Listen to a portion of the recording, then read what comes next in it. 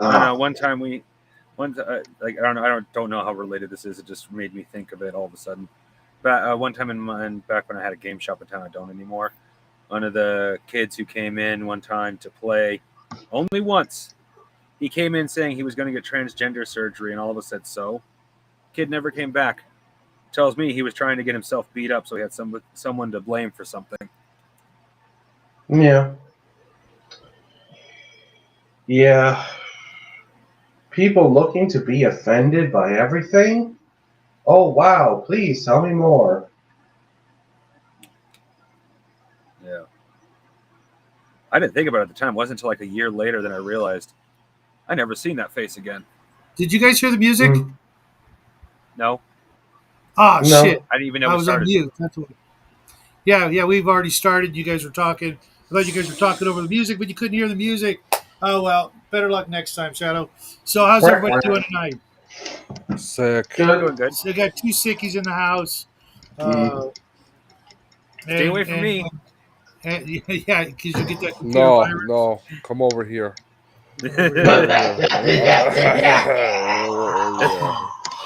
Come to me, my child, so I may cough on you. I'm too sick to bite. You're also like the youngest guy here, probably. So, child, I think Dark Knight's younger than me. I'll be 30 in a couple of weeks. Yeah, you're ever so slightly. I'm 33, but you are younger than me. Okay. Mm-hmm. So I don't know who else will be joining us tonight. If anybody, The Penguins. But the link is the Penguins. That's right. The link is in the usual place. For those of you who want to join, I know Max said something about maybe wanting to join or at least catching the show. And on, welcome to the show. So we all read The Mountains of Madness by the one and only H.P. Lovecraft. Going to go around the table, starting with DK, Justin, and then crafting clockwise ish. What'd you guys think of the book, DK? To be honest, I'm going to be real. Most of it was kind of lackluster. There were parts of it I liked, parts of it that were. I'm just going to say it's too fucking long. 4 hours for a Lovecraft story is way too fucking long. For the most part, anyway. Okay. How about you, Justin? Was it? Oh. I was just saying, was it bad? No. Was it great? Not really. But that's just me. Justin? Yeah. I'm not a huge fan of. There's a name for it. The journal entry style book. Fuck, I can't remember the name of the style of writing. Where it's journal entries. I'm not a huge fan of that. So like Dracula and My Latest Story? Yeah. Fortunately, it's only a little bit of that, but there were moments. No, this was all right journal entries. Like so it's Dracula. There's a name for it, but I can't remember what it's called right now. But you do remember your name, right? You're not that sick. It's right there under your picture. Michael Toothy. Most of it. I remember most of it. There's like 12 of them, so. So other than that, it was okay. Doc's got it here. Epistolary. Yeah, I was just literally looking up. It's epistolary. Yeah. Yeah, I'm not a huge fan of epistolary writing. I'm not a 12-year-old girl. I don't write a journal. Yeah. Mm. I believe. No, you're an 18-year-old girl. Well, given the fetishes he talks about, that's probably pretty accurate. Oh man, no, you're not in on the joke. So I don't have any fetishes. Mm-hmm. Sure. Besides big boobs. That's not a fetish, you moron. Cat girls, I don't actually like cat girls. I just joke about liking cat girls Okay. because it's funny. Okay, but girls that look like Taylor Swift. If you don't like girls that look like Taylor Swift, I don't know what's wrong with you, homo. Well, Shadow, we know what's wrong with you. So moving right along, crafting. How about you? I absolutely loved this book. Okay. Well, I'd be surprised if you didn't. You recommended the damn thing. He never. I've never it read before. Lovecraft before, and I knew absolutely nothing about him other than he liked strange things, and he was literally quoted for Lovecraftian style of writing. I thought it was you that All I recommended. knew. Who It recommended was me Mountains who of Madness? recommended it. Oh yeah. Yeah. Yeah, I recommended it because I've heard so much about Lovecraft. I was like, you know what? Let's do a Lovecraft. Yeah, Sure. it's funny because um, I learned about Lovecraft through Dungeons and Dragons. Actually, that's not entirely true. I had a paperback of his I got from the Scholastic Book Fair of horror stories. Put it away. Then I got the Deities and Demigods book that had those great Earl Otis drawings of the Cthulhu creatures. I'm like, oh wow! And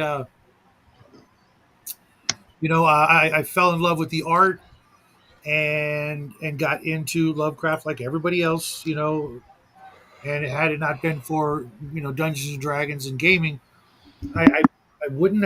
I'm sure I would have probably read more of his work. But for me, it, it I like a lot of things about it, but admittedly, his writing style is a little tedious in this one.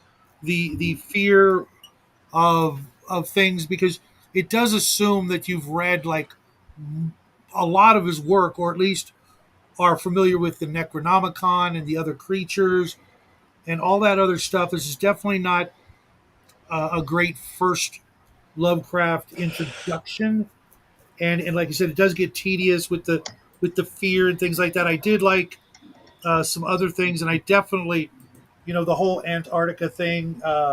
That's just fascinating to begin with. No, Yeah. that's These. that he remembered Hyperborea and the fact that a lot of his friends were using a lot of theosophy stuff. So this kind of loops like to the Hollow Earth stuff. So that doesn't surprise me. You As know. well Yeah. as Edgar Allan Poe, and we'll get into that towards Yeah. Mm-hmm. An easy hour could have been shaved off the story. Yep. Hell, easily an hour and a half, man. Easily. I felt this story wasn't long enough. I wanted to know more. Do you know what this was? This felt kind of like the Silmarillion of Lovecraft, where he's trying to expand on the world a bit a more. little bit. But Yeah, I can see that, especially with the ancient history that you shouldn't know about, and TCG. the Like I said a moment ago, this isn't the best first book story to read. Hold on a second. yeah, who goes there? Who's there? I will also point out, like I haven't read a lot of Lovecraft, but I've read enough to know that the optimal, if you're like looking at this from an audiobook perspective, the optimal time in an audiobook for Lovecraft is 40 minutes to about an hour and a half long. Mm. I believe. Hold on a second. I Cthulhu believe. is an hour and a half long. Call of Cthulhu is about an hour and a half long. Yeah, Yeah. it's actually you can actually read it faster than the guy narrates. Now this book right Yep. here, TCG, take a look Yeah. at it. I'm pretty certain that all the stories are in chronological order, as in the order he wrote them. I could be wrong, Mm. but if you see this with the cool, you know, If that's the same as the audiobook one that has the same name that I got off uh-huh. of Audible, it's the second story in the list Mm. after The Alchemist. Nope, it's the Ward. Beast, the Cave, the Alchemist, and the Tomb. Okay. So, Mm. and like I said, I'm pretty certain these are all Excuse me. um, in the order, because I know the Alchemist, I believe, is the very first thing he wrote. So it stands to reason that they would put them in that sort of an order, which is helpful. There's other things in here as well, but if you really want to read more Lovecraft, um, because I think the Alchemist, he literally wrote it at 12, 13, 14 years old, maybe even younger. So Shadow and talks like most he of the forgot what we stories were are planning on doing this One month. at a time. One at a time. Sorry. Go for crafting. Go for crafting. Shadow talks like he forgot what we were planning on doing from Halloween or for October. no, not at all, not at all. We're going through He was like, other "Oh, Lovecrafts. well, you just start going off like, oh, you got to check out these other Lovecraft books." It's like, we are checking out other Lovecraft books. No, I mean Stores. literally as in Stores. owning, so that Oh, you at your oh, own pace and speed can get Yeah. into his work however you feel like it. What's up, Doc Flamingo? How you doing, man?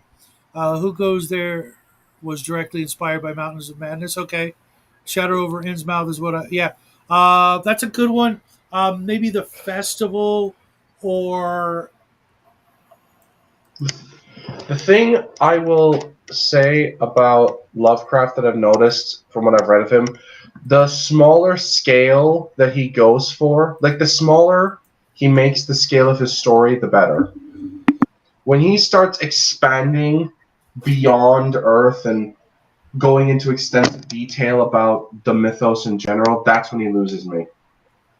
It just, I, when you make the story about things that are completely inhuman to me, the horror is gone. You know, hmm, and it's good for sci-fi. The material is great for sci-fi games. You like playing Traveler mhm. or a Star Wars game. That's great inspiration. Or even like Warhammer, like going into like the deep unknown beyond the stars is great. But you want to keep for horror, it has to be small scale and human. And if you go to the massive scale of the universe, for me, it just doesn't work. Okay. You know, like that's why I think The Rats in the Wall is one of his best horror stories, from what I've read of him anyway. I'm very fond of, like I said, the festival, but another one I'm very fond of that wouldn't go along with what you're espousing would Mm. be Whisper in the Darkness. Although it's not so much. I mean, it is horror, but it's not.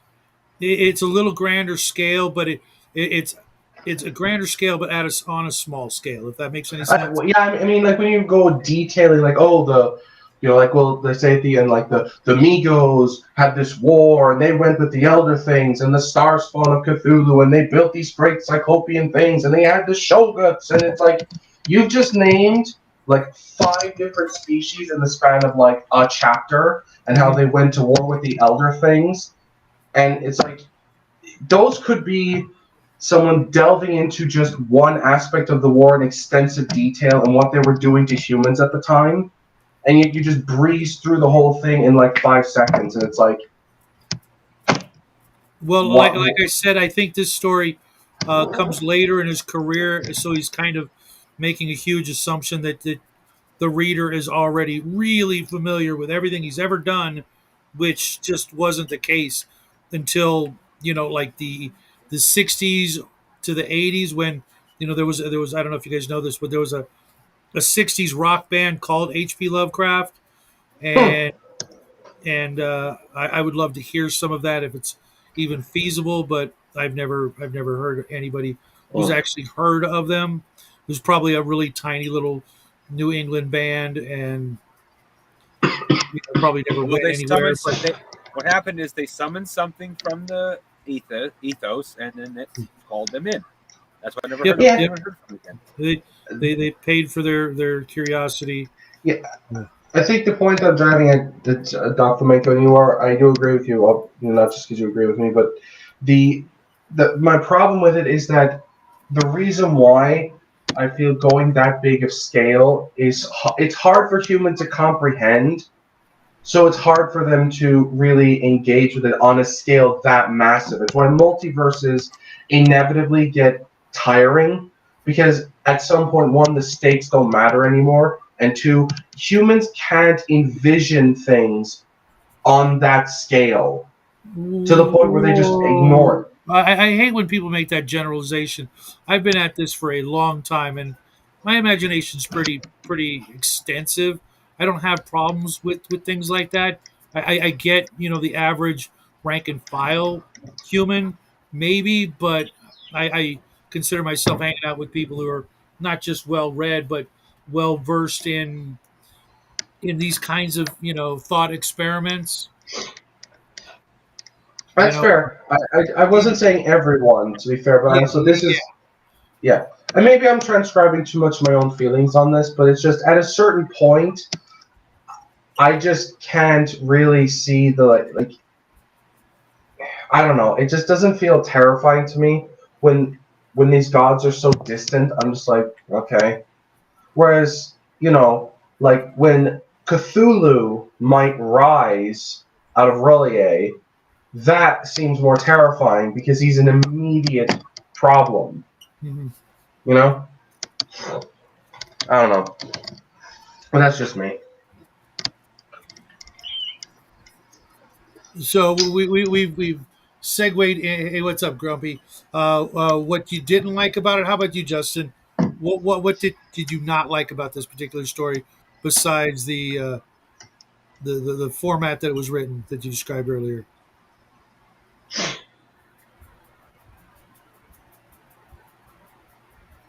Justin, you with us? Might be AFK. Crafting. Sorry, Was sorry, sorry. I oh had the mic on mute. Um, what Besides was the the writing style of journal writing, um, what else did you not like about it? it was a little long. Uh, the fact that he separated the party specifically to lengthen the story, like the whole we stayed behind was literally a device to make the thing longer. Uh, so a waste of time. And Okay, which is then weird because I just started reading Rendezvous with Rama, and it's a very yeah, similar tale that could have yeah, in a different in a different writing style could have been a horror story, and that book is massive. I mean, yeah. And Doc Flamingo's also right. There were no cat girls in the story, so like it was a waste. okay, He had thinking, perfect opportunity to introduce cat yeah, girls. that for me, I'm He going to he jump ahead he, of you, he listed it crafting. off enough. He listed it off enough. Enough elder gods. He could have slid cat girls in there at one time. Yeah, that so was one of the things. crafting. That was for me something I disliked about this was the two dimensionality of all the other characters except two. There were no females, and sorry, No, that would have been standard for the time, though. You would have I had no women I on that get that, expedition. but there were no mention of them. It was like a planet devoid of them. No one talked Well, about their girl back home or what anything what like what kind that. of Remember, this is feminist are you, Lovecraft bro? we're talking about. This is Mhm. just a convention of the time. Lovecraft was notoriously like almost asexual.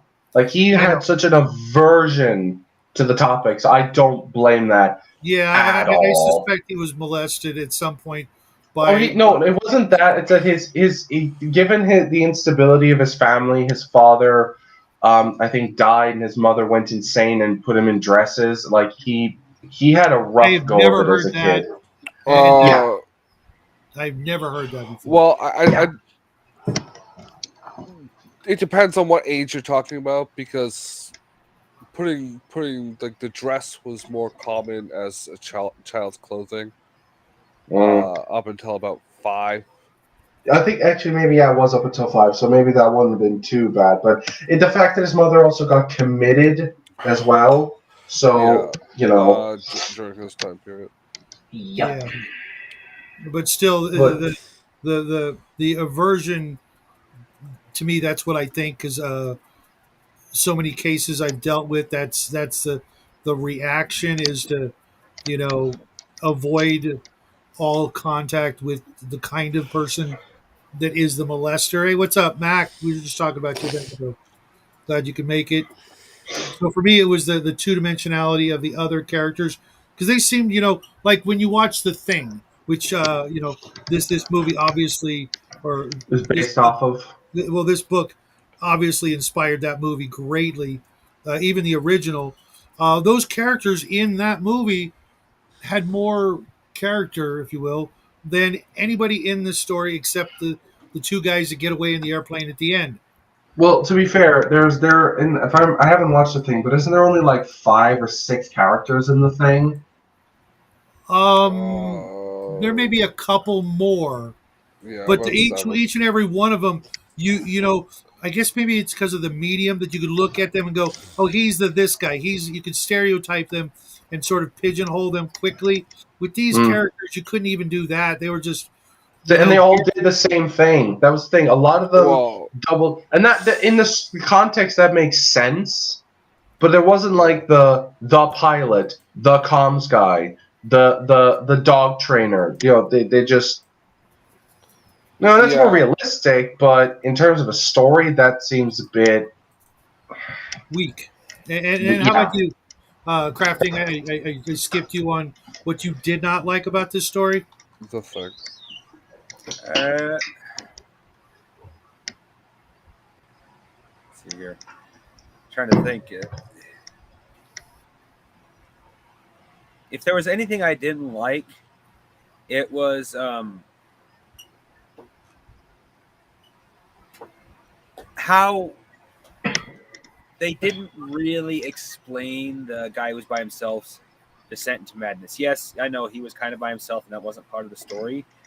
But even in his messages, it's just kind of Anakin Skywalker going Darth Vader. It's just a instant click, and you have no real explanation or even warning that it's going to happen. It's just next thing you know. Oh, by the way, the guy went crazy while you are gone.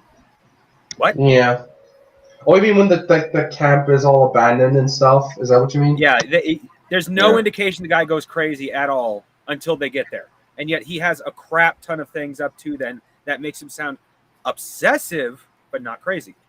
It's literally Anakin Skywalker with the younglings. You have basically no signs, and then all of a sudden, like a fucking slipping of a light. Click. Okay, now I'm just going to kill everybody. The other thing I will say before we may go on to another topic that I didn't like was I noticed that there's a lot of repetition in certain terms and thing like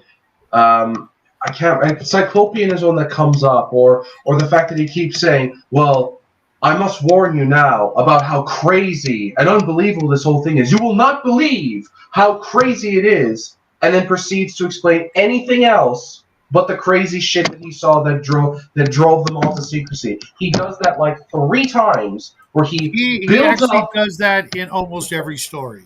Yeah, Yeah, but it's like 4 hours, and he does it 3 times. Mm-hmm. I can understand doing it once in his previous story, spending a bit of time and then building up, but it's Yeah, but like when it takes up 3 pages of a 6-page story, you get kind of burnt on it. honestly, I'm it's more annoying. burnt on when you build up and then let down twice, and then you do it the third time, and then it loses all impact. I would rather it be a 6 story where it takes 3 pages to do that. Like Naira Lethotep does that, and I actually really enjoy that story. 2 things I won't say I technically disliked, but I was disappointed by. One, technically isn't the book. It's a current state of humanity, or at least America, which is him going Paleozoic, Metrozoic, Trilobite, Xylobite, and naming off all these different eras and creatures. And Yeah. the greatest majority of people who would read it now would literally go, I have no idea, I have no idea. Oh, he says dinosaur. I have no idea, I have no idea. Yeah, even Yeah, but you cat, can look that stuff up. even cat, unless when he mentioned Jurassic, even I have a vague idea of what that is, but I don't know in like the timeline of the prehistory when that happens. So it might as well just be gobbledygook. I have no idea what it means. But It's you just can this look was. it up. Yeah, I know, but Yeah. I'm Means late. back I'm a in his lazy day, you would have motherfucker. known that. Yeah. No, they would have had to look it up. They would have had to learn about it.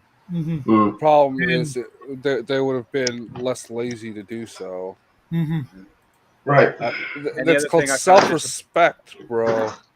Get Any off other thing I do have self-respect. I respect my time too much to look up useless facts.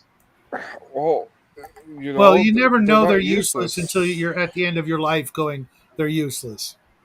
Yeah, you might enjoy that knowledge. It might enrich your soul. Yeah. I'm not saying I'm not saying it's useless as a blanket statement. It's useless to me.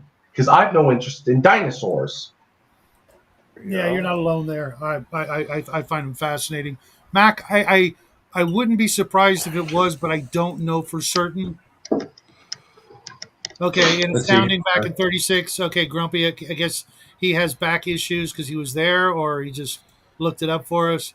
John W. Campbell, who would Was a become the editor of serial? Astounding about a year and a half later, wrote Who Goes There, which the thing is based on. Okay, Huh. thanks. This was serialized. That honestly, that probably makes a lot more sense. Mm-hmm. Yeah, if Fair if enough. it wasn't, I would be surprised because it wouldn't fit in a magazine like Astounding or any of the other pulps of the era. It would also fit the more creeping tension better the way it's formatted if it were serialized rather than just a condensed story. So Does he know how many parts it was? Yeah. let me see here. I can check here. It's at least 12, I think. Right. Yeah, it's 12. It's 12. And not even just then, Mac. When I was a youngster, That's how many all chapters it those all was. those words that DK had mentioned is like, yeah, I knew all those words back when I was reading this. We've lost a lot of of respect and value for educating anybody, Mm. oneself or other people. In my lifetime, I've seen it decline so rapidly. It's almost it's The almost worrisome. irony No, no, of that is on don't my lie, Shadow. You've seen it rise and fall, rise and fall, rise and fall with every civilization. Right. I'm uh, just talking about this particular one. Shadow. I will say the irony of that on my Discord. We have this joke going that's becoming more serious of what words we're going to stop using and what words we're going to try and start using. We're trying to improve our lexicon, if Good you for you will. guys.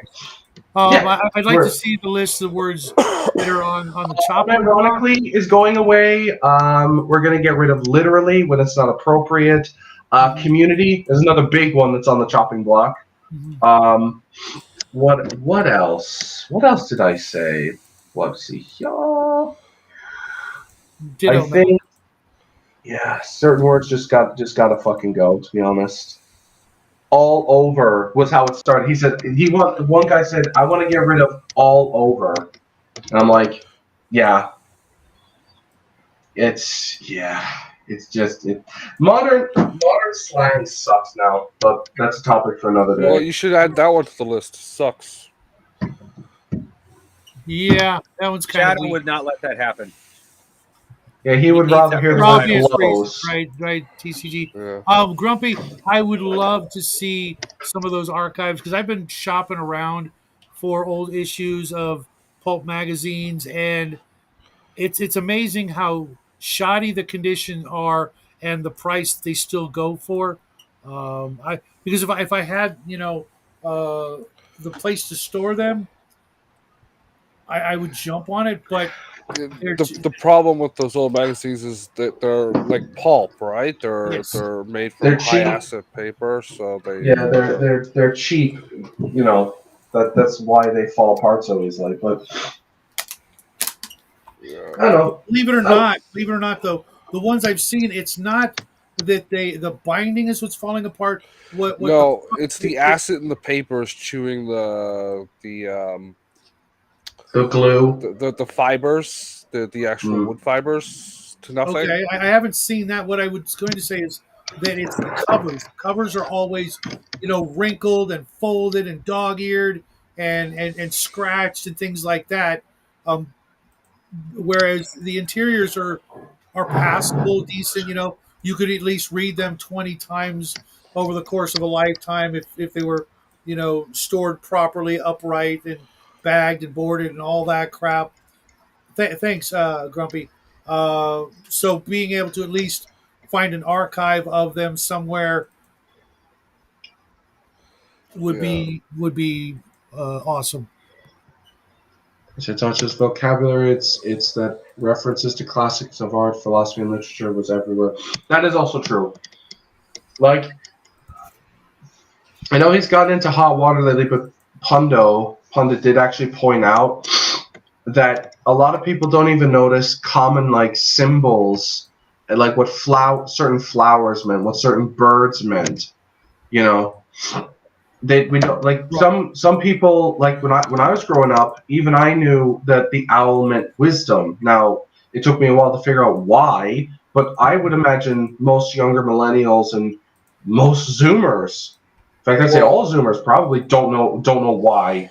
They don't even know that the owl means wisdom Or or that is used to represent. represent, yeah, and that the crow means death. They probably don't even know why. Like they probably don't even know that it means those things. Mhm. Yeah. Well, they're not relevant touchstones to our society anymore. Right. No. But Yeah. there's a whole lot of things that are supposedly relevant that really are Are not. just an absolute distraction and waste of anybody with a functioning pair of brain cells would realize, oh, this is just meant to keep me busy, so or so that someone can make money on something Hey that is kids, really watch these trivial. 12 billion TikTok 1 minute long TikTok videos and slowly watch your attention span rust away. Oh God, I don't watch TikTok, but the ones on I don't. YouTube suck me in.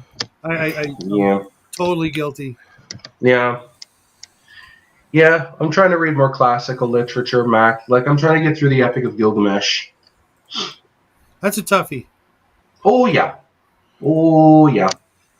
But, you know, anyway, so what's the next question there? Since we've or unless It would be unless the exact crafting has more opposite. things he doesn't like about the thing. Let's hit up the things we did like about it.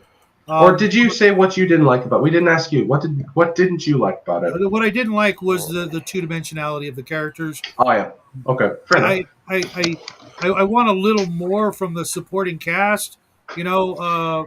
there, and Yeah. if you're gonna turn what would normally be a short story, he could have just made it two characters. You know what I mean? You But really should have. Well, to it some, wouldn't make sense for two people on their own to be going out to the yeah. I mean, Arctic. I could see it if it was like sort of like an Amelia Earhart story. They crashed there. Just doing a survey. But you didn't. Or they were part of a team. They went off to start looking into the Cyclopean ruins on their own. And then when they got back, I don't know, the team got wiped out or something. And we knew nothing about the team because they were just background fodder and they came back and they were all alone. Simple. You know. And a blizzard forced them underground so they didn't freeze to death. There. Boom. Yeah. So one thing I wanted to say under the stuff, I'll tell you something I was disappointed about. His description of the true bad guys. Not the flying creatures, the creatures that turned out to just be scared, as he said, men, basically. Yeah, the Shoggoths. Mm-hmm. But the true bad guy. And it's like throughout the whole thing, even when you see one, you're basically described it's an amorphous blob covered in slime. Yeah. Yeah. Wait, what? And that's supposed to be scary? Well, it's up to your imagination. No. You literally described it. An amorphous blob covered in slime. What's even funnier, one of the statues literally describes it in perfectly. One at a time. No, go for it. I was just saying that the creatures from described earlier, the flying which is what my image is based off of, were scarier because they actually had a decent description. Amorphous blob, that is just run away. What's even funnier is the fact that when he was talking about the subway and how it was coming at them and things like that and crushing everything, that one scene was pretty impressive for essentially, a big giant blob of eyes and mouths coming at you in the darkness. I mean, I guess that kind of is a small glimpse into a psyche of being afraid of wet, sticky, eyebally, mouthy things that have no definitive shape. Versus if you look at his more defined creatures, those are actually far more interesting than the many things that are literally just a pile of eyes and mouths and noses and sometimes limbs. Well, there's Yeah, something there for you to pick apart. Go, go, go, yeah, go. yeah. I do like to pick on what you're saying, crafting. That it is funny that I think it said one of the statues that they had of the Shoggoths was just a perfect sphere, and that was it. It's just a ball. That's so dumb. It's I don't know. The Shoguns were kind of a major letdown. Blinking and I'd missing, it almost say was it was dumb. lazy writing. Yeah. Well, it's also the time. Mm, A yeah. lot of the definitive science behind what structures a good story hadn't quite been developed yet. Yeah. Or at least codified for the masses. There were folks who were far more educated. Yeah. Because Lovecraft really wasn't, if you think about it. He barely made it No, to like high school. but education Riddle. doesn't really make you a good writer. No, no, Uh, but he could have learned some lessons that would have helped him avoid some of the mistakes that he was, ultimately. no, writing has never really been a thing taught well uh, Really. in academic environments because It's all the ac- kind of the kind of people that can do it don't need to teach it, right? yeah. It's essentially. I did like English literature in like teaching how to write and stuff. It's largely criticism. It's like picking things apart and dissecting them rather than learning the mechanics of how to do it properly. You Well, know. like criticism can teach you how to do things because you learn the structure that other people have used. Mm, Um, but if it's they say to be a good writer you need to read a lot, but if you read without actually examining what you're reading, it's a waste of time. Um, it's I mean, I can't say that I agree that it's an entire waste of time. well, you're not learning the structures and techniques that were used if you aren't actually sitting down and looking at how they were done. Because I'm sure Uh, you are learning things. Maybe not in Not like. consciously, and when you're doing things like writing, you need those conscious tools Hmm. uh, really, the only to conscious tools you exercise them. need to learn, you definitively need to learn, are how to sentence structure, what rhetoric is, and what logic is. Uh, And that's really it. yeah, But anyway, I'd like to aside see from some that, things you've written. okay, cool. Yeah, I can send. we need I to can talk. send you once I've edited it. I can send you on something I've written if you want. I'm Yeah, part of a that would writing be group, interesting. Justin, Yeah, Yeah, same here, Soma. dude.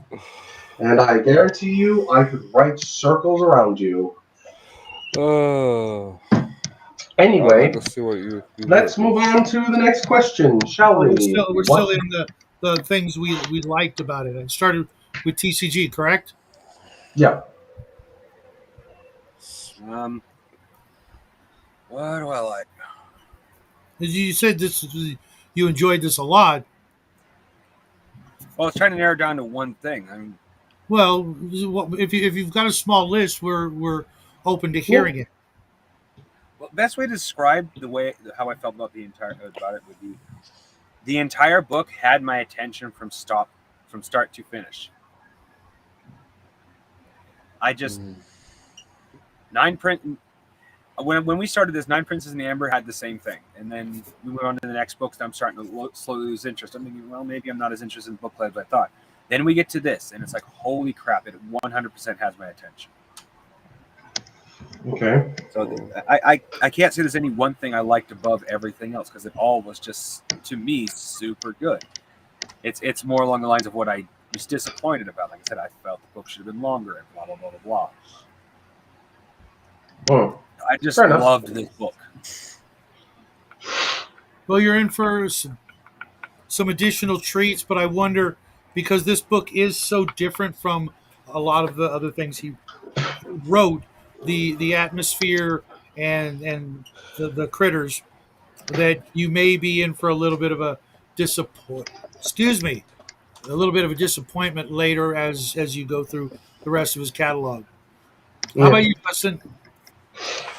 I don't know. What was the question again? What did you Did like you about it? like? What do I like about it? There were some interesting things near the end with besides like the like everything is tied into everything. I thought the penguins were funny. That the penguins were what were chasing them, right? No, No, the the penguins were penguins just disturbed kind by of what was showed changing. up. They Yeah, were they just were they kind were of like there.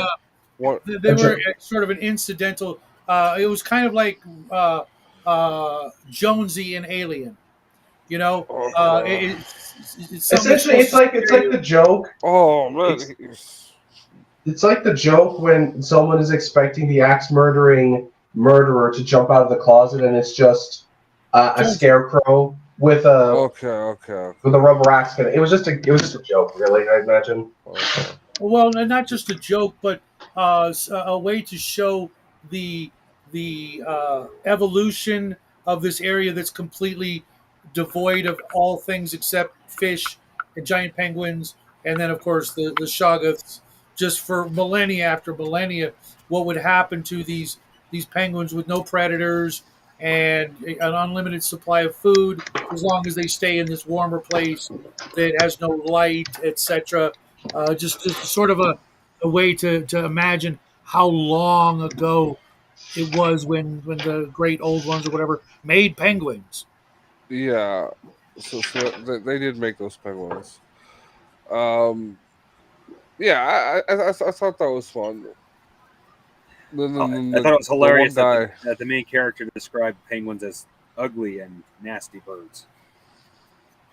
Well, Well, compared to these most ones birds, they were. are. Well, it's funny. Most of us don't have actual experience with a lot of creatures. We just see them on TV and we're like, oh, awesome. I remember when I first learned about how disgusting koala bears are. All my life, I'm like, oh, cute little guys. Okay, no problem. And then you find out how nasty they are. And then you never want to go within, spitting distance And of one. yeah, So maybe penguins are the same way in person. I'm pretty certain that Lovecraft had never met a penguin. So maybe he was just throwing that in there, or maybe he just didn't like birds that couldn't fly. I don't know. DK, what was something you actually liked about this? um, I actually like. There was this one passage in here where it's cyclopean maze of squared, curved, and angled blocks. What I actually like about it when I was reading it, it's almost like there was these moments where Lovecraft was being like a dungeon master. It's like the object is this big, and the room is this long, and has this shape, and he's basically mapping out the dungeon as they're going through it. Mm-hmm. And I kind of like that. I didn't Um, think about that. That's actually an interesting point. Yeah. I also did like, despite my railing on it for the horror aspect, but for the world building, for the sci-fi, I like that he references Valusa, Riley, Ib in the land of Mnar, the nameless city of Arab Desertica, Mm-hmm. Lang, another big one. Um, I do like that, and it does get you interested in reading his other works. Um, so I'm not totally opposed to that. Just maybe do it a little bit less if you're trying to make a horror story like referencing Cthulhu, but then also Yog Sothoth and Nyarlathotep and all these other on top of it might dilute it a bit for me, but this was fine. I liked it. For Wasn't a me, fan of the penguins, to be honest, though. it's funny. I actually just recently received my giant penguin miniatures from the Cthulhu Wars board game just a couple of months ago, and they're actually terrifying. Well, So I Yeah, also sent Jackie a they're giant penguin. yeah. I've seen yeah, like you what did. the some of the images of what the penguins look like. They're almost like, it's not that they're feathered almost. It's like their skin is leathery. It's like white leather. They've no eyes, and they're 6 foot tall. They're 2 meters tall, basically. Mm-hmm. So you've got these bald, albino, flightless birds squawking in the dark. Like that's that are also used to having their way with everything around them. They they get hungry, they eat. They want to boink, they boink. They don't really have anybody telling them no, except the occasional one of themselves, which I also find kind of unusual that they would even be able to I don't survive. think that's the case. I don't think that yeah. they're left all to themselves. Don't forget that one creature is down there, and either it's been living by itself for a very long time, or there is a colony of them down there. In either case, the penguins were freaked out by them. If the penguins were left alone, the penguins wouldn't have been bothered by them. They eat them. Those whatever the hell they are eat the penguins. Mm-hmm. Yeah, the Shoguts, I think, or it was what was it that I kept saying? What was that word? Tikkalili or Tikkalili or something like that. We'll get to that toward the end. That's actually a little more important than he should have expanded on that. Why he didn't, I don't know, and I had to do a deep dive into that, and finally got the answer after almost 50 years.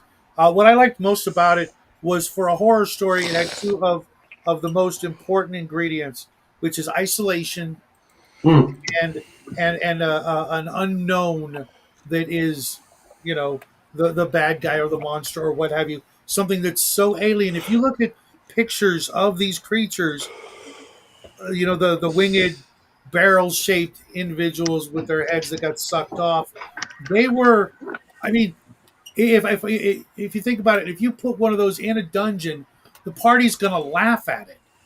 You know what I mean? They're like, what?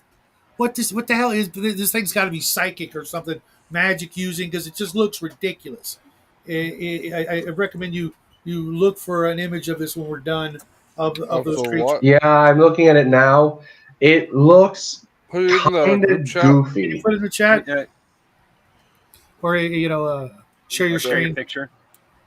I can't do that shit. I I'm didn't even look for a technologically picture. I illiterate. used an AI generated art because I had absolutely no idea what to look for.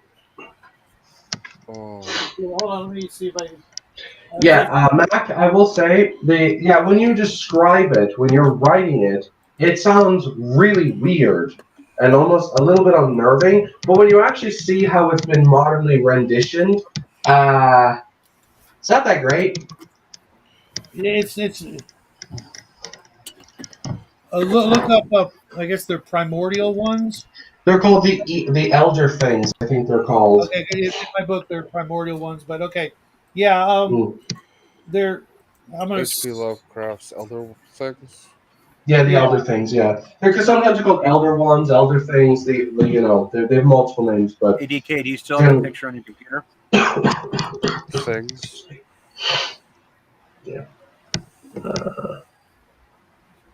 I mean, it literally looks like if you like a microorganism that was like blown up on a a camera or something like that. Like you had it on your microscope slide, and you enlarge the picture until it's of terrifying proportions, because it's ridiculous looking. It doesn't even look like it could hurt you, other than if it bumped into you or fell on you. Or the things with the 5-pointed heads are what I'm getting. Yeah. Here, Shadow. I'll Hey, send it to you. Here, I've got an image. I'll put it up. Oh, you got it? Yeah.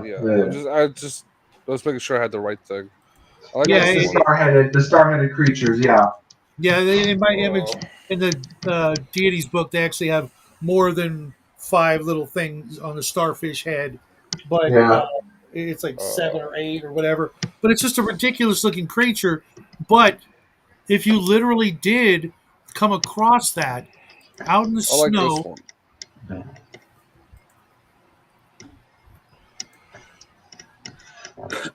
that's actually a very terrifying version of what, Yeah, that one does look pretty gnarly, but the more canon ones look a little more goofy than that. yeah, the wings are. I'll try and send you a picture from my. I can pull up different ones from the thing. If you can find the one from the deities and demigods image, that one is. I don't know what that one is. It's going to be black and white. There, try I'll that send it one. later. It's on the the shout outs on our group thing. Check that out, Justin. Yeah. Yeah. Because what I you showed, posit. if I'd been Okay. shown that, Yeah. if I had been shown what you just showed me, Justin, back in the day, I'd be like, okay, that's kind of scary looking. What I was looking at and what I've always looked at growing up was something that literally looks like a microorganism that couldn't hurt a fly. I mean, maybe it could hurt things smaller than it by sucking them up into one of those snouts, if you will, But it doesn't even look like it, could hurt anything, let alone how it could um, carve Uh. the engravings that were in the Mountains of Madness throughout all those caverns. That was one of my favorite parts. Was all of the pictograms and the story and the history. The hieroglyphics. I put the one that DK Mm. sent to the group, and Yeah. Yeah. Yeah, that that's still. I mean, you get the image of some sort of sea creature. Um, you know, well, it is Definitely get the described as impression of living underwater Precambrian life. for mhm. But pre-Cambrian. something that like if that looks like a cross between a shrimp and a starfish. It doesn't look overly hostile, or the ability to I don't get the same kind of primal fear of looking at a shark. I see a shark, I know it can eat me. It's got big sharp teeth and whatnot. These things, like, what do they eat? Plankton? You know what I mean? Yeah. But at the same time, seeing a creature like that was exhibiting signs of intelligent thought, it becomes more scary. Then you add, it had a society that wasn't just like an ant society. But those two things are what I appreciated most about it, was the fear of the unknown and the isolation in a place that's incredibly hostile. That's why What Alien about and this Jaws. image? That's why Alien and Jaws continue to be the two scare or voted the two scariest movies of all time, year after year. Yeah, that's a That's little not bad. that's still Yeah. creepy. And then seeing that in the air, and it's 2 meters tall. Yeah, I'm getting the hell out of Dodge and looking for something, a little stronger than a 22. Just saying. Yeah. Okay. Yeah, it is. Just looking at the thing though, it is weird how they describe it as having like like extremely dense exoskeleton essentially. It's like I look at that thing and I'm like, that thing doesn't look like hyper defensive. It looks You know what it very like actually looks like? It squishy. looks kind of like a sea cucumber. Now that I think about Yeah, it. yeah, it kind of Hmm. does. And I'm not going to get scared of that. But then you tell me Well, they can read and write, then I'm instantly like, whoa, jumped up a couple levels of scary. wait, If a 10. the space cactus thing can write and cast laser beams. Like, And create other life forms, and yeah, it evolved men from apes and made penguins and made the shoga to like, uh-huh. That's that's terrifying. Uh. yeah. I was wondering about that. The whole fainting thing. I haven't seen a person faint since the Beatles. Okay, um, it like it stopped happening as far as I know. Um, so apparently, constitutions or exposure to Oops. Correction. situations like that have gone down, or are we've become desensitized to a lot of things over the More past. jaded. Yeah, well, not just jaded, but I mean, like with the Beatles, the women were fainting, not because they were in fear, but because they were in awe. They They were hot and bothered. yeah, I Uh, mean, that stopped happening with them, literally, or Elvis, and even bands that were. I found something you might be interested. I just put an image of it. I put a link in the I group saw it was a chat. Netsy thing. Yeah. Uh,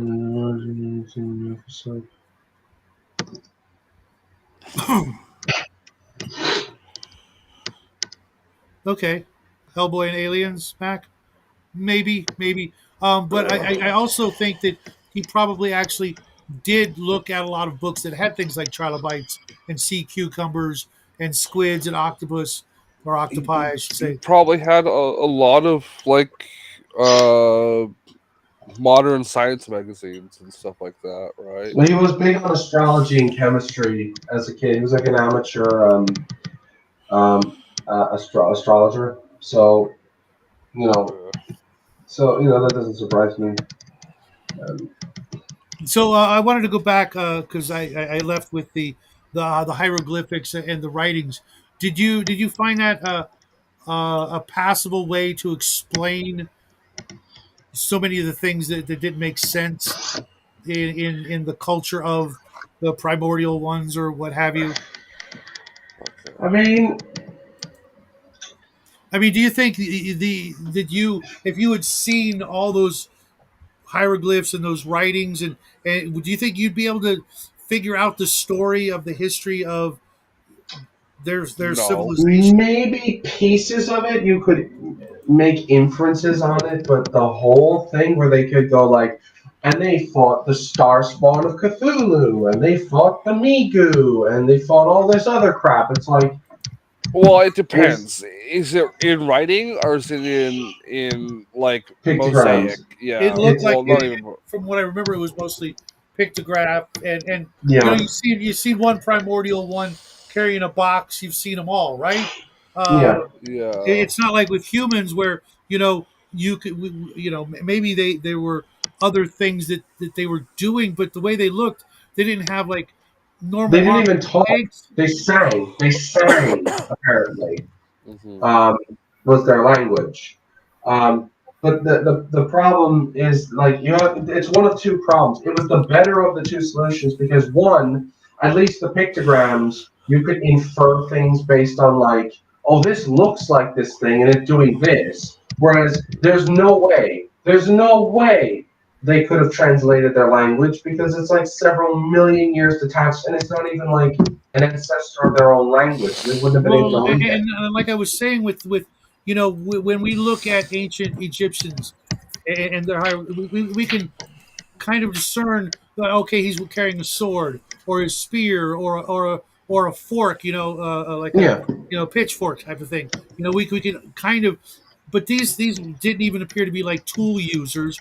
So everything they did had to be like, how did they engrave anything? They didn't leave behind any tools of any sort or any possessions unless the Shoggoth ate them all. Okay, which is a valid explanation, but without the tool use, how did they do any of these things that they were able to do? I found it kind of Oh, stretching it a little that I, that they I were like even this picture. There's also they were even it's just a able side. to do any of the things they were purported to be able to do. This is something that that looks kind of cool. That I felt it was Yeah. a bit weird at the time when I was reading it, and I Let's just see. realized why. The fact that That's the cool. the the elder things, these starheads, could Mhm. engineer entire species whole cloth, and yet they could not genetically modify themselves to relearn how to leave Earth's atmosphere. Well, they Well, lost the ability suppose it to was do that. lost by then. Yeah, but Biggest they crock couldn't of go, shit. well, we know it's possible and we can create these things, so why don't we just experiment on our relatives Well, you and don't figure this know. out again? You don't know that they weren't. There isn't enough detail in that story. That they Maybe. and also by time that happened, the I'm invasion, right? Like they assume, but it's subjective because it's like we're only hinted at that kind of detail. There's no stories from that time. I would say it probably just Lovecraft realized he wrote himself into a corner asking, well, why didn't they just leave when they were losing? Oh, well, it's because they forgot. Yeah. Uh-huh. Sure. Yeah. We Well, have it's also literal. We not. have a literal. This is how like that's the thing with this the species Lovecraft has. There's another species that are so intelligent they can rip your brain out and Yeah, replace your brain with theirs. yeah. Yeah. That's from the Whisper in the Darkness. That's one of the stories I mentioned earlier. Yeah, those Yeah. creatures had, manipulators, hands, fingers, whatever you want to call them, and technology, and they were tool users, in addition to all the other And I've crazy shit seen they what did. those things look like. If you think the elder things look goofy, if you see what the what do they call the great race of Yig look like, oh, they look like they look like Hoovers, The great basically. race of Yeg. Wait. I'm thinking the Migo. You're No, talking. the Migo don't extract brains. They don't do that. The great race of Yig do. No, Um, the Migo take your whole head. Yeah, but they don't swap Right. your brain. What I'm saying is Okay. that No, that is true. the great race of Yig are able to swap your consciousness. Right. They're able to do that. You know what's Um, funny is, there. I know none of you guys are familiar, in the show with me with excuse me. Freddy's Cat or the Fabulous Furry Freak Brothers. But there was actually, look them up later. There was actually a story in one of the comic books. Mind you, this comic book was sold to hippies and stoners, and there was one actual episode where they took one of the brothers and they did the swap, but what they got was, a professional stoner, and they were not happy about the swap. But yeah, I was thinking, the Migo, where they put your head in a jar, the original head in a jar, or brain Mm. in a jar kind of thing, which was actually, it was more creepy than scary, but at the same time, I think for us, the horror that the people experienced back in the day, for us is now just creepy at best. Yeah, well, it's because we don't know what these entities will do. Like they're not overtly hostile, but we don't know what they're going to do because it doesn't go Well, further than that. well, not only Um, that, but we've lived through the Texas Chainsaw Massacre kind of yeah. horror. They had nothing like that in the 20s, 30s, and 40s, Oh yeah, like Dead Space. except on If the they had battlefield. Dead Space or The Thing back Mhm. then, Uh, they lived through that constantly. They think Lovecraft is quaint I Mhm. want by to know, is this comparison. goofy? Pull up this image. Let's see here. Perhaps they were cleaning into. The actual funny thing that's interesting about that McThomas is that When that's nice. coming down at you, it's not goofy. When it's Yeah, drawing that's in watercolors, it is. Yeah, exactly. Because But I've no, seen some of the other what drawings that they're like in yeah, yeah. watercolors. I've not seen that version of the Gigians, but I have seen Yeah, them far goofier than that, and they do look yeah, really dumb. But that looks horrifying. That looks yes. terrifying. And Yeah, maybe that was, you know It, part it, of it, the. it all depends on who the artist is. yeah, When you have 12-year-old reading the thing and drawing it the best he can, it looks goofy. When you have yeah. someone that Fair can enough. actually paint, it's going to look terrifying. Yeah. The lighting is also a big factor. The fact that that thing Yeah, is almost entirely in shadow really helps it. well, Which But means also that it's not done in like hot pink and and freaking blues and blues, greens, yeah. like most of I the other ones wonder, I saw. because we'll never know, but how Lovecraft saw these things I'm pretty sure must, you saw it the way I just showed that right, picture. Probably. But I will say to McThomas or that the even fact you're talking worse, about, because there were dream states, of yeah, his imagination, that he's seeing these things. Um, I wonder, um, why people, Lovecraft only became like popular, really, really popular, long because after of he was in the gone. yeah, because of Derleth in the '80s, I think was Off and uh, on, depending on the little spurts you here and know, there. But then, come the '80s, it became, or maybe late '70s, because of Call of Cthulhu, the game and whatnot. How mm, people even interpreted what he was saying back then. Were they getting these goofy images, or were they also terrified out of their freaking gourds when they saw the Yeah. creatures Lovecraft was describing? Other than, just, I almost think that they just sort of like blah blah blah'd over the monster descriptions, because it was just a thing that they could never Non-conceptual. truly mm. conceptualize. I was saying to McThompson, my apologies, not McThomas, my apologies. that when you were saying about the tools, they did make reference in the thing that certain doors had, like the wood had petrified, and that the iron fitting or the metal fittings on the doors were completely gone. So there is some truth that maybe something had taken the metal, or maybe it just rusted away. So it's Entirely entirely possible. Or possible. I Yeah. look at the Shoggoth almost like the gelatinous cube dungeon cleaning Or monster. ooze. I was saying it's basically an ooze or an You know, ophir. that's something that just acidically just sterilizes everything. But then why wouldn't the walls and things like that also be like burnt down a little more? Or maybe it was Yeah. maybe they were designed to only eat things that weren't stone, maybe or rock, or you Well, know. it does say. They remember the Shoguns were basically mind controlled by the Elder Things until eventually they started almost like their minds started evolving, Yes, Yeah, and like were basically it was saying they were operating on pre-programmed memory without being directly controlled by them. yeah. It's really weird. They started to develop a callus to mind control kind Yeah, of thing. something like It, it, that. Yeah. Yeah. it's it, it, it I'm not saying anything against it directly, but it feels like a real early warning against AI. Oh yeah. nice. Yeah. I could see that. Yeah. We Inadvertently, of we. course, but still, Mm, nonetheless, something we should maybe think about. yep. And I've seen some hairy stuff in my life, death and dismemberment and things like that.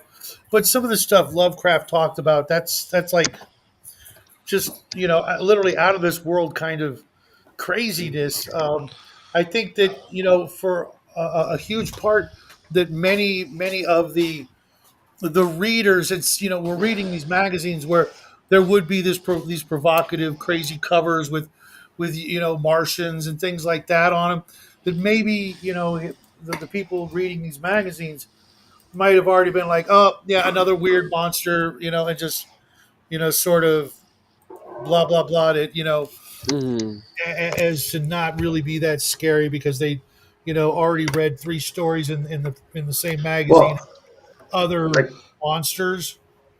to kind of jump off what you were saying there about how it was probably scarier in Lovecraft's mind. It probably was because how often when you have a nightmare and you wake up terrified of it, and you try and remember what it was scary, and you only get like bits and pieces of it, but not the whole thing. And I'm even literally the even wrong guy to ask. I don't.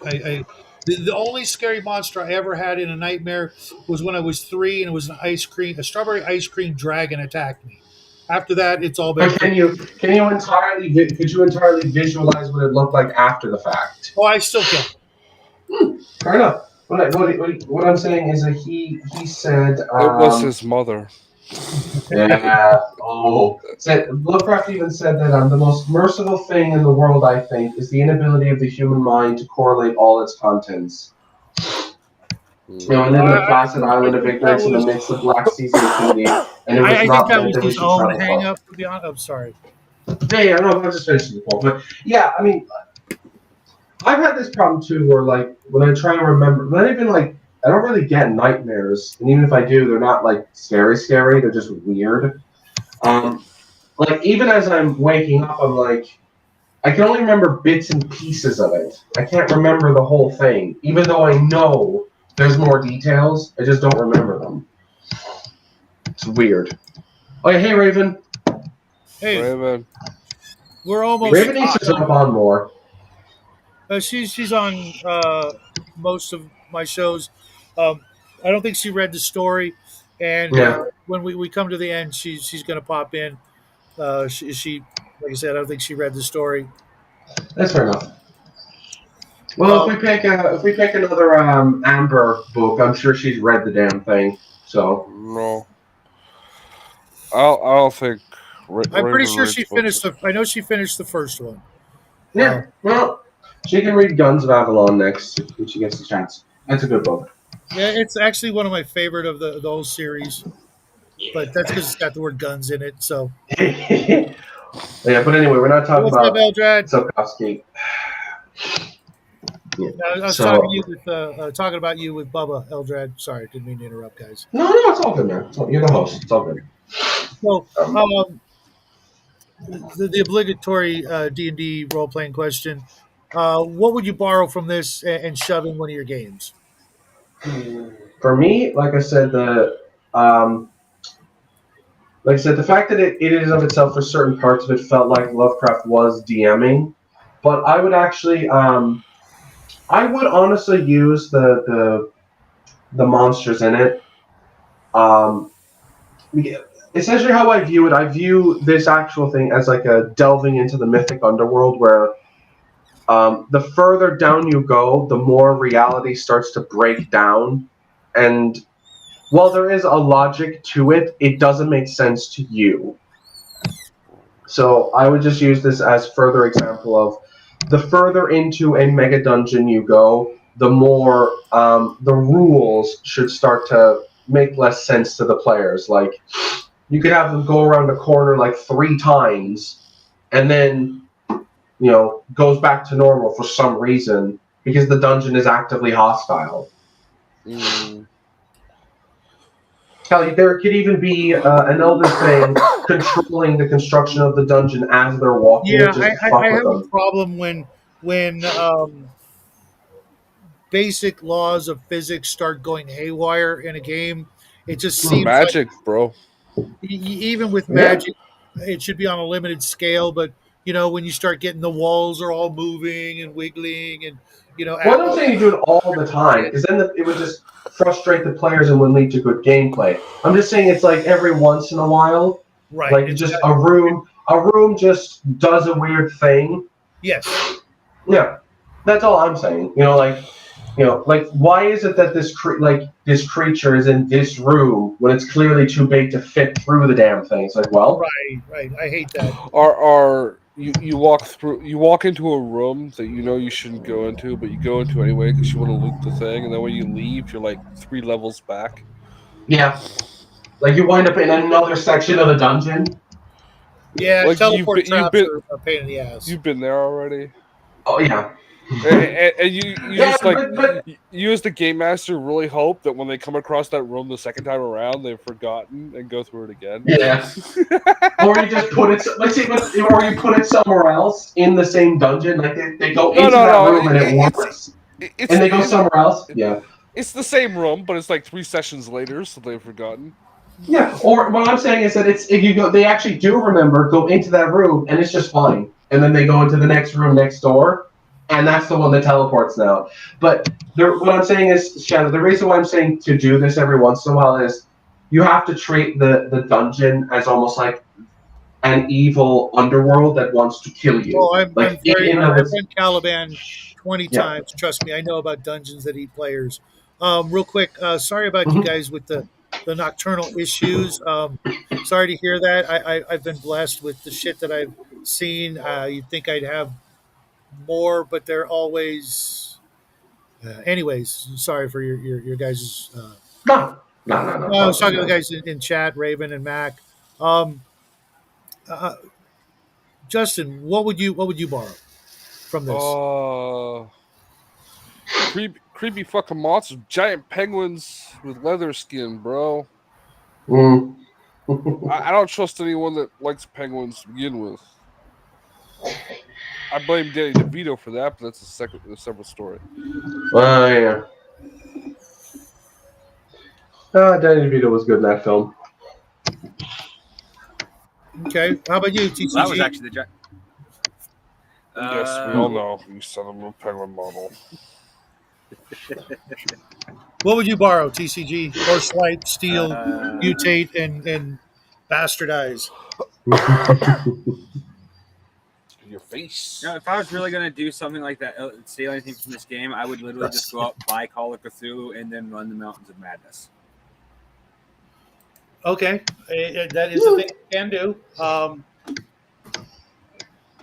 I wouldn't be able to pull that off because everybody I would invite has already played or read this story like multiple times. So it'd be like, oh, you're gonna run that? Oh, we they would know too much. You know what I mean? And They've seen that's too much.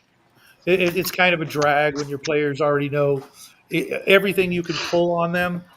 For me, the story, I like the idea of, when you've gone past the in the dungeon to where it starts becoming natural caverns, and that's always, kind of a it's either brutally terrifying to the players because there's a whole new, kind of monsters that you're going to run into: ropers, piercers, lurkers, things like that, cave fishers. Aboleths, Yeah, all these weird, things that live in caves. mind Your flayers. traditional trolls and goblins and orcs and men-like things that build things, and evil dwarfs, Or nonsense. or there's another big one you're forgetting in natural caverns, molds. Oh yeah, molds and gases and Oh, you light a torch. You light a torch and go into the room. Okay. Boom. we need to bring back canaries in our dungeon equipment. Or just get lanterns that hooded lanterns, that don't have exposed fires. That would be smart. Yeah, Well, no, that the doesn't canary, always the work canary, when well. the canary would die, you'd know that there's gases because the Or canary would die before poisons. you would. Yeah, it would die before you would, and you're like, oh, canary's dead, time to leave. Bye. And I like that idea, but I like the idea of also stealing the hieroglyphics and using primitive cave drawings and things like that. You see, a cave drawing of like a roper, because nobody goes in that room or that chamber because ropers live there, or piercers, or something like that, or other Sturges. sturges, yeah, or other things that the previous explorers have, like, hey, you know what, we're leaving, but let's mark it not just with an X, but let's let, like, chisel in a real quick depiction of this monster, or this Yeah. feature of this It's area in the it's caverns. the ancient cyclopean D&D version of Don't Dead Open Inside. Don't dead open inside. Yep. Well, Yeah. most of you are probably not familiar with Uh, hobo script or hobo writing. These were, people in the 20s who couldn't read or write, but they'd come up with their own language. Uh, yeah. Yeah. So I'm gonna run a dungeon, and it's just gonna be like pictures of a guy named Fred on the walls. People will be like, "Why?" And every time they open, there's just gonna be a guy named Fred in there. it was just Fred was annoying, here. like Uh, Kilroy was here, kind of thing. yeah, but Mm. but Fred's really annoying, and then you have to put up with him.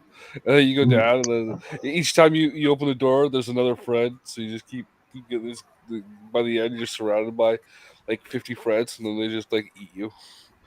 That's funny you say Fred, because here in California there was an order of the Freds. There was this weird group of people that were, for the most part, harmless, but kind of annoying after a while. Yeah, Would it be yeah, yeah. would it be Guys too named cruel Fred to are use always annoying. Would it be too cruel to use street urchins as canaries in Shoggoth Caves? Well, it depends. We used to have test hobbits that people would throw into dungeons, or throw, down the hallway to set off traps. It wasn't a real thing, but Yeah, it was a joke. And we yeah. also That's did where throwing the dungeons. dwarf comes from. Right, Yeah. right.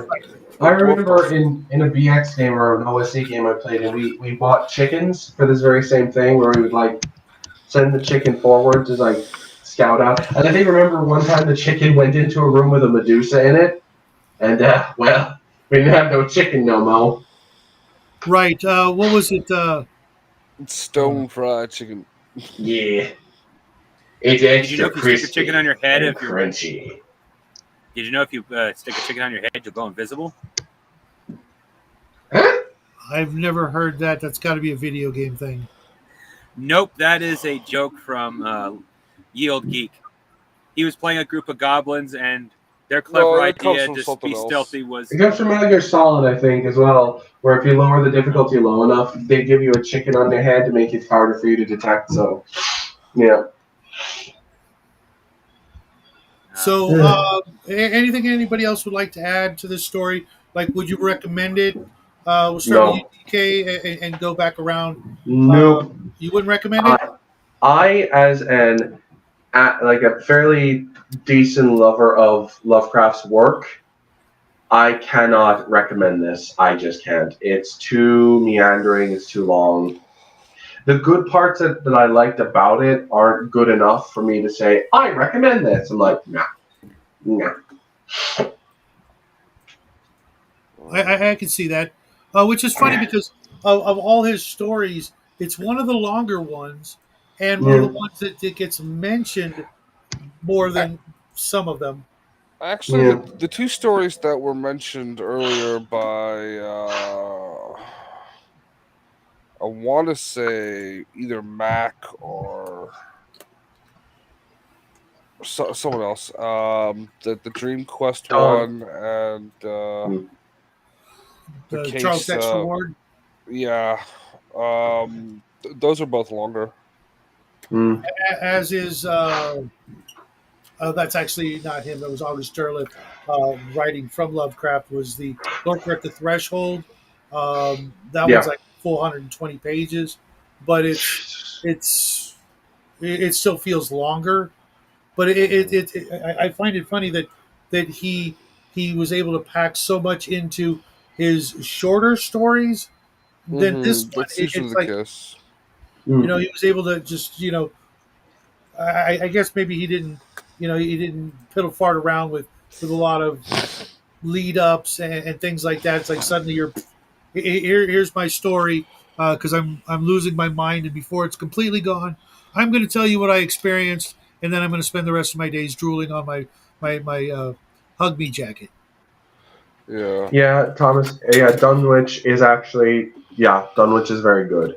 Dunwich is I think by far the best Lovecraft story that relates to us gamers because you have this it would make the best game session or mini campaign, if Yeah. you will, where you have the group of people, Let's kind of not like, spoil it. Let's not spoil it too much because well, we may I'm not recommend going to this one. spoil it. In the same way as Dracula, you've got a group of people that have a problem to deal with, and they deal with the problem, and at the end, you actually have some survivors that can go Mm-hmm. on and play in another adventure and not be so completely wrecked as the legend of playing Call of Cthulhu.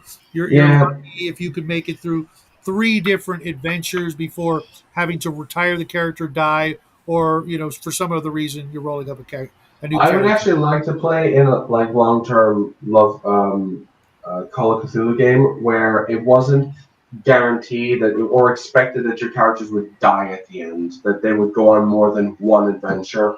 I'd like to see that. You I know, can see that, Grumpy. It has a lot to offer, but it just seems like it's so much longer than the page count.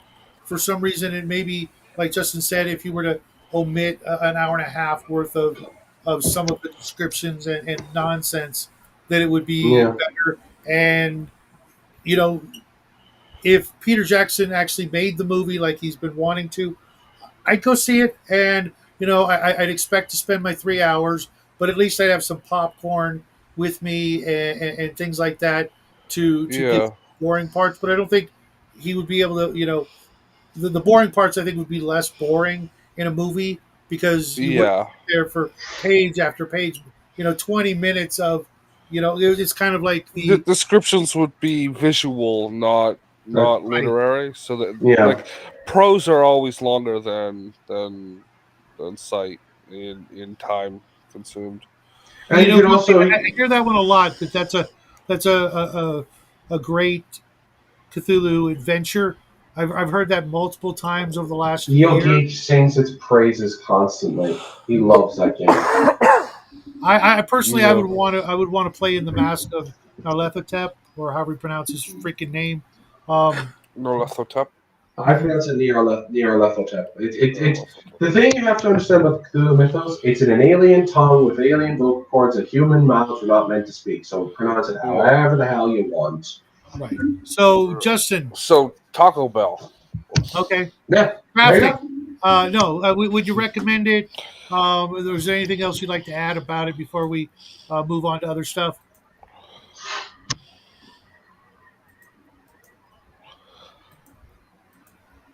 Crafting? Craft? Okay, so Taco Bell twice. Oh, I thought you were. Crafting. I thought you were. Thought you were talking to No, Justin. we already did, Justin, I think. Oh, yeah, sure. If you want to read some Lovecraft, you might as well read it. I wouldn't tell you not to, but Hmm. But you'd have a warning or two. yeah, It's a there little are boring better. at times because Hmm. you can't really say that about too many other Lovecraft stories. There, Oh, there's there only a may be. few. I mean, maybe the whole story is kind of boring to you for X reason or Y reason, but for the most part, it's 10, 12 pages. You can read it on the Yeah. toilet type of thing and be done. You know, and get a little something out of it versus some of the other things we've read. Uh, Conan and the Spider God, I got like damn near nothing out of that one. I Yeah. don't know. We got Raven reading about spiders. She read that one, right? I don't think so, but I think Grandma did. Which hopefully we'll get Grandma to join us if you're watching this Yeah. later. Grandma, uh, crafting. Would you recommend Would- it? And anything else you want to add before we change the subject? I don't know anybody to recommend it to, so technically no. But if I knew somebody who I thought would read it, yes, I would recommend it. Okay. Okay. Cool. Okay, Eldred, welcome back, I guess. Um, so next book, what's it going to be? Whose pick is it? Because I know it's not mine. I haven't picked something in a while. Can I go for it? Sure, as long as you're going to be here. I'll be here, God damn it! I'm off. I actually will be because I'm off for the next 2 weeks, so I'll make it. Okay, You're I'm just picking Rats on the Wall, right? Um, and see, that one is kind of shorter, so it might not be enough to digest. But we could do multiple stories. It's an hour. We have no problem with shorter stories, bro. Trust me, a Fair lot of enough. us will love a short story in the next while. I'll say I'll actually say two. Why don't we do Rats in the Walls and the Dunwich Horror, just to get more. I think Dunwich Horror could have its own. To be Yeah, fair fair, enough. Last time we tried to do multiple, we only talked about one book. Fair Yeah, enough. that's why. Then I will say, if I had to pick between those two, I would honestly pick the Dunwich Horror. It's a much more. The Dunwich Horror. it's a good one. I It's a already good- had Rats on the Wall found, man. Dunwich Horror is. Oh no! You had to go on YouTube for 5 seconds. Don't be an asshole, man. It's on. They're all on YouTube. They're in the public domain, bro. It's not that It doesn't hard. matter. I already had Rats on the Wall found because I assumed that who you were picking because it's what you said you were last time. Oh my god. Damn you, making me do more work. Yeah, Mac. It's just there's a little bit of repetition, The Dunwich Horror. and it is in my top 10 favorites. Yeah. And there's an actual set of Grenadier miniatures called Expedition Miskatonic Expedition to Antarctica. I've been trying to find by RAFM for decades. I love the old Call of Cthulhu miniatures. I have almost every one of the box sets. I have all the original Grenadier. Great stuff, but it is a little slow. It's for me. It's kind of like that part in Lord of the Rings, the Council of Elrond, a 100-page chapter, and in the movie they accomplish it in less than 5 minutes. It's And like the 5 minutes version is from the extended. So in the theatric, it's like 2. I know. It's really a product of its time, but thank goodness we have it because I think it did inspire things and it did what it set out to do. Like Max said, it is definitely gave you. Although I think, to be honest, he had no idea how cold it was there, and dear God, spending Minus 50 on a good day. spending 24 hours there for me would be like an eternity in hell because of the cold. and if I was to change anything, it would be more talk of how cold it is, so that I would go and make myself some bacon and toast. I have heard people who explain going to Antarctica. They say you have to be careful even when you're going for a piss because you could literally lose access to your gentleman region if you're not careful while you're going for a pee. Yep. So, Yep. so you know. Well, I Yeah. put the story in the. Thanks, man. Yeah, I think we'll get a little bit more out of that one in the way of gaming assistance and inspiration, and who knows, maybe some of us will go out and buy an older or newer version of Call of Cthulhu. I recommend an older one, but times being what they are, you might have to just settle for PDFs. I ran my son through a game of, believe it or not, roll a D20 Call of Cthulhu, and we had a blast. It can be a very fun game, but you really, really have to be in the mood for it. And I don't think it has, like, if you took a brand new group, I don't think that unless they were hardcore Lovecraft fans, which would actually be a detriment, but I think you'd Yeah. be hard pressed to play a weekly game for 52 sessions. No. It Yeah. is a nice palate cleanser, or like right now we're cruising into Halloween season. It's a shame he didn't focus, or the times Yeah. weren't didn't look at Halloween the way we do now when it comes to movie season. When you go to the theater, there used to be always be a really good or Slasher or schlocky, something. yeah, some No. sort of Halloween slasher. And God, if he was alive today, um, I don't know. I can't even imagine. I think it's a blessing for him and us that he was born and died when he did, as opposed to grow up now, because I don't think it would If turn you out if he well. were alive today, the culture shock alone would freak him out. I personally would love to take him to Huntington Beach midsummer and just watch him just freaking disintegrate. Mm, yeah, Oh. It's like, yep, this is normal. It's been normal like this since the 70s. yeah. I mean, where was that whole thing No, I about the did not, cat? Eldred. I am going to grab something.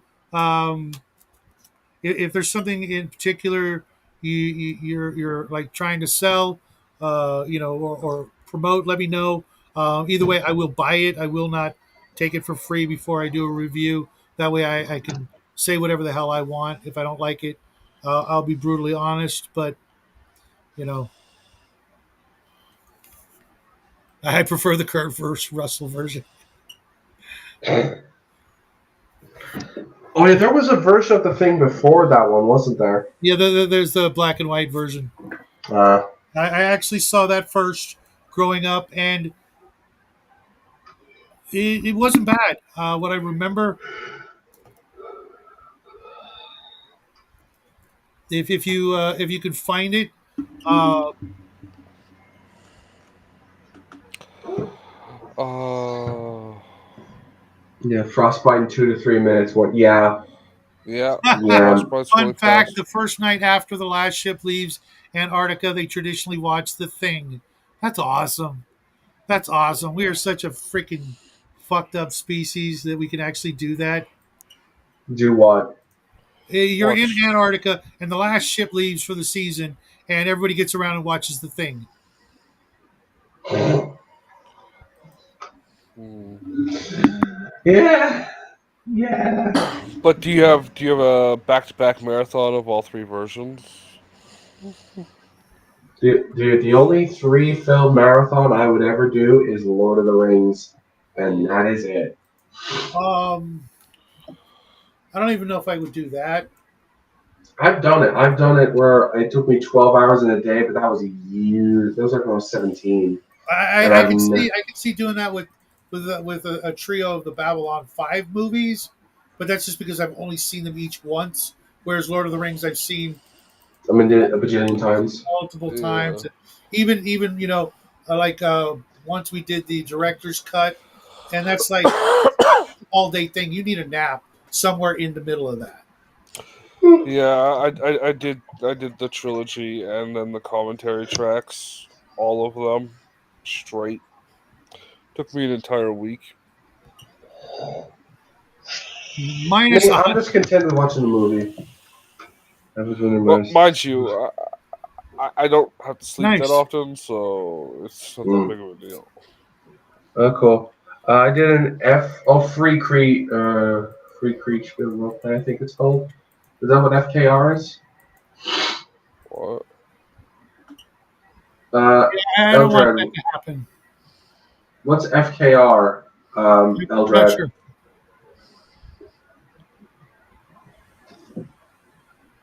Yeah, I freaking hate acronyms.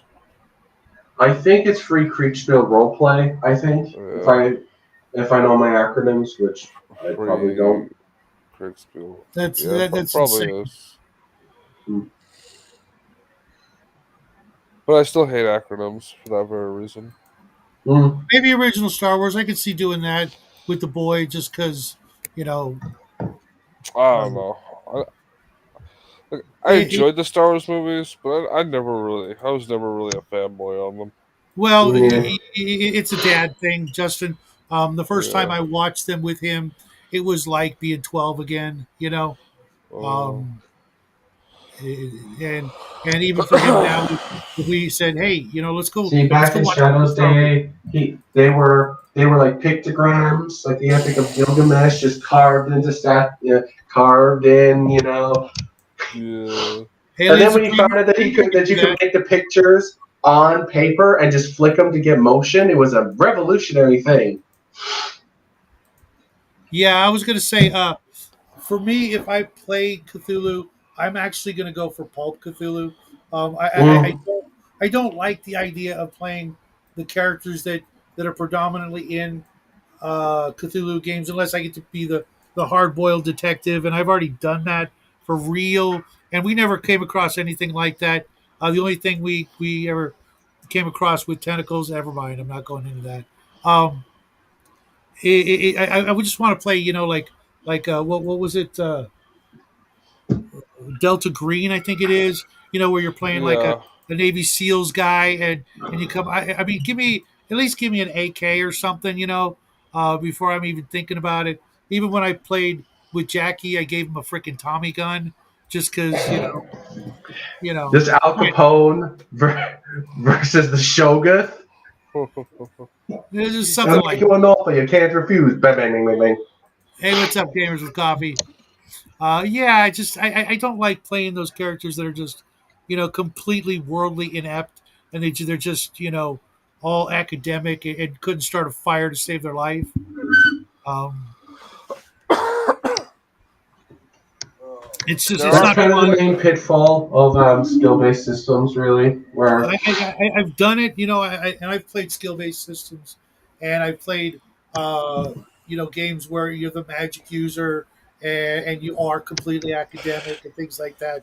But I'm just it's just not my thing. yeah, I know some people out there I could mention that do it great. If you hand them that character, they're gonna run with it and have a great time. yeah. Uh, Look, I've no fault against people who like skill-based systems. That's perfectly fine. God love them. You fill your boots, mate. I yeah, just prefer class-based systems. It's just how I I am. do too. But um, to be honest, which is funny because I'm not a big Palladium fan anymore. I prefer class based with skills. I have no problem with a skill based system as long as it's not so overdone that like it's retarded. Like I can't lift a pack of matches because I don't have the skill for it. Kind of like Yeah, Yeah, which that's wilderness. That's like that came I, about like as a wilderness survival, really. I've heard Shadow go on about his game. His what game is it that you're playing with Bo? oh, Was it's it GURPS. GURPS? The Yeah, GURPS and Mm. game? It was like GURPS is just that way. It's you've got to have this before you have that before you have that. I yeah. want a skill based system that's a little bit more broader than that. If I've got medical one, like in Traveler, I can't do everything, but I can do all the basic shit you're going to need to do right off the bat at like first level, and okay, you've got Med 5. Okay, cool. You're a world renowned surgeon. You can do all the shit, everything. You could Well, operate the X-ray machine, the anesthesiology I, department. I I understand. I understand not having like the specialties, but in a sci-fi thing, like the X-ray machine's probably automated and Mhm. all that kind of stuff. But I understand. Okay, I, I s- I got Med 5, but I specialized in heart surgery, so I'm not going to be able to cut your brain open. Mm. But The, like you said, your basic stuff should be basic, and the if you took brain surgery, you probably had to go through the basic CPR course first before you got that far. So you should have Yeah, that skill. the most I allow for it's kind of like the thing of in D&D with like the thief skills where it's like because thief has the climb skill, only the thief can climb. So if you Hey, have to Alfred, I didn't jump know you over were a there. wall or go up a tree, you have to make it. Only the thief can do it. It's like no, that's Who's stupid. this anonymous? That was Eldrad. You can come back in, bud. Okay. He's a good friend of Bubba's, Mm, I was just there's no picture, and no, just yeah, whatever. Yeah, and the mic was whatever. yeah. off. I'm sorry, I didn't see that. I didn't get the beep or the notification noise. But Eldrad wanted to join us, and Raven, I know you want to join us.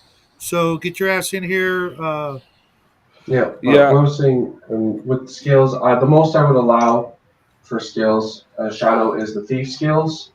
Maybe some of the assassin skills, like because they got like disguise and poisoning, and the standard like strength, open doors, shit like that. And maybe find secret doors and stuff like that. Nothing else. Not really. yeah. Welcome to the show, Eldrad. First Hey, time. Elder. How's it going? It's going good. Nice to Sick. meet you. So what's on your mind, man? Well,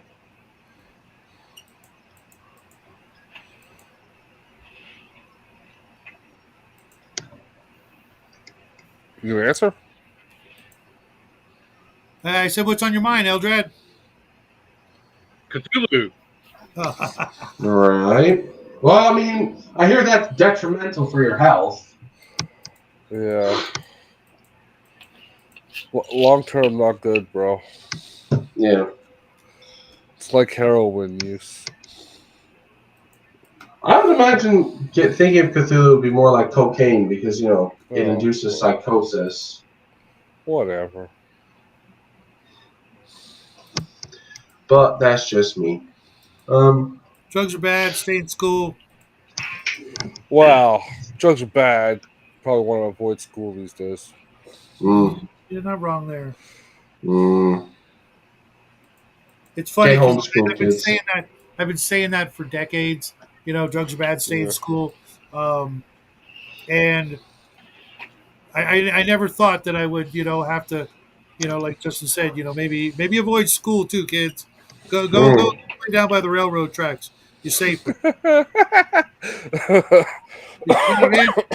Yeah. The worst you're gonna get is dead. Honestly, it would probably be a lot safer for you to be down by the railroad tracks because some of them are That's what decommissioned. he said. Mm. Yes. What I'm saying is you might not even die down there. Take care, Grumpy. But yeah, Armstrong, almost every kid is played by the railroad tracks at some point. yep, we did Mm. all the Yes. time. Well, I didn't because there were no rail tracks where I lived. So, And we also Oh. played in the sewer tunnels and the riverbeds, and you know, and now Yeah. kids here they get ushered to and from school and then plop down in front of a you electric know, device, the, and Mazes and Monsters is a far out game, Games kids. are Cthulhu. Uh, sorry, Eldred, your mic's a little staticky. Can you repeat that?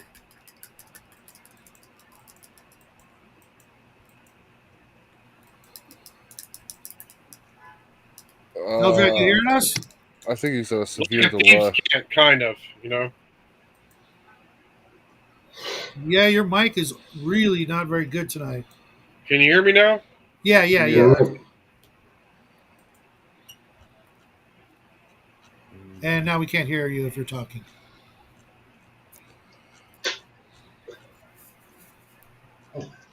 Mm. Well, I'm probably going to head off anyway, gentlemen. So I'll see you. Okay, Party Thanks for on, the man. chat. Bye bye. take care, man. Talk to you See tomorrow. you in like 2 weeks, or is it next week? It's 2 weeks. 2 weeks. Cool, 2 cool. weeks. See you in 2 weeks. Bye bye. Take care, man. All right, now say nasty things about him. Yeah, I was thinking about making that joke too. You all right, Justin? No. Yeah. You gonna be okay for tomorrow, or Yeah, I'm just stuffing you. yeah? Uh, What's this right now? Use a chainsaw. That'll clear your sinuses. Yeah, hobbits can be very vengeful, though. That's the thing. Oh, that's like from an hour and a half ago. Yeah, but you still throw them down the hallway because you tell them it's a fun game, right? That way that they think they're playing along and part of the take care, activities, Mac. and then they survive. They think they've won something. They've won the game, and if they die, they're dead. So you don't need to worry about it. It's all about social engineering. Yeah.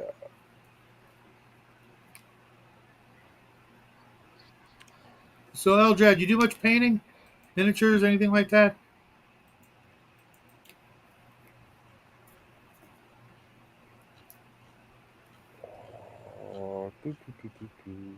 Can't hear you, man. Your mic is not cooperating. I think he's got a lot of stuff that's causing him to delay.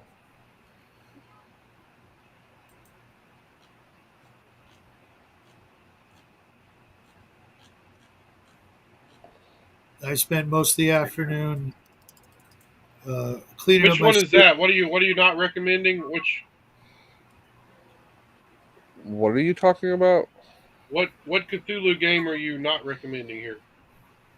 Who? No one here has not recommended a game, so Yeah, all I said was it might be a hard sell for more than like for a full year campaign. It to me it seems like one of those, you know, palate cleanser games. Like we need a break from this game, so let's play a couple of weeks Call of Cthulhu while the GM recharges his batteries or something like that. Versus being able to play it for like a year straight. Yeah, my suggestion for Cthulhu, just do a simple game. yeah. What does FKR stand for? Free Kriegspiel role playing. You kind of make the rules up as you go. Yes, okay. Play the world, Oh, not the game. Yeah. okay. I can see that. I just don't know anybody who'd want to play it. Um, the group I'm in with Bo, they're talking about it, but I'm like, it's just, so Well, sometimes it's a mood thing, yeah. where Bo you just, won't be able to stick with it because he doesn't like freaking body horror, and like that's yeah, like that is definitely something you have to have, or I suppose you don't have to if you want to just keep it all, in your mind. And I hate that. We're already doing that as, you know, the game itself. I want more visceral, more physical things like that. yeah. You need sensory description. Well, no, I don't like the idea like it was all in your mind in the game. Oh yeah.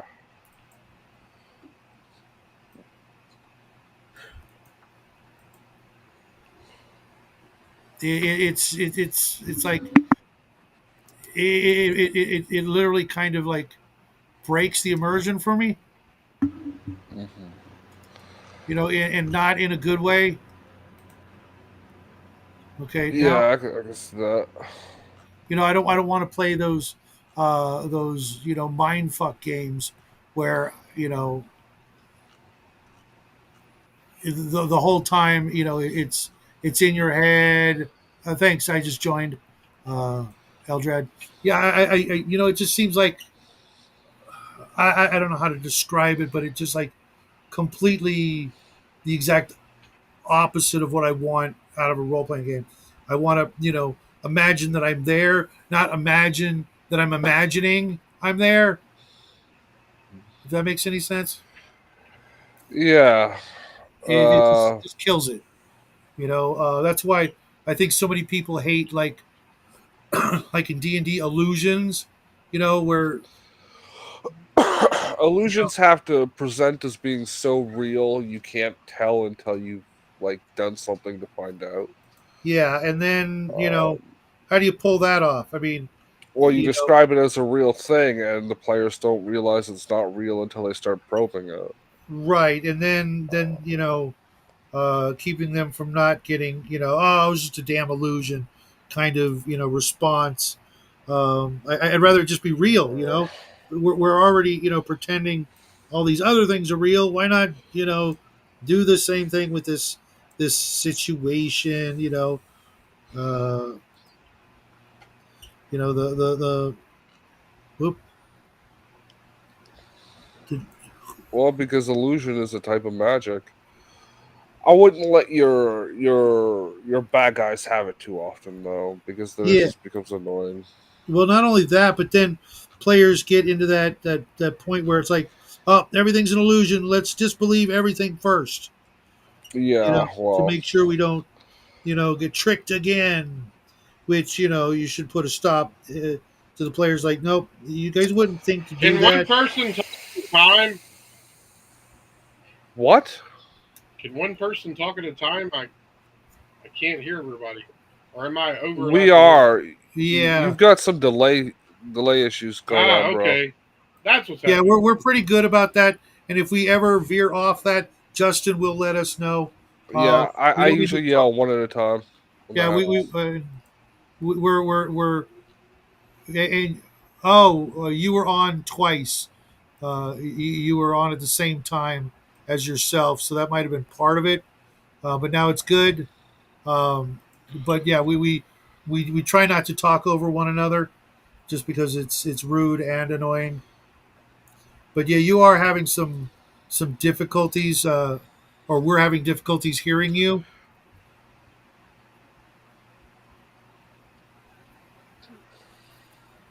because the last thing I'm going to do is invite somebody on and then you know ignore them or talk over them. Yep. Uh, So can you hear us?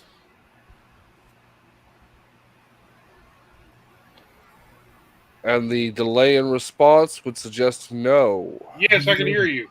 Okay. Yeah.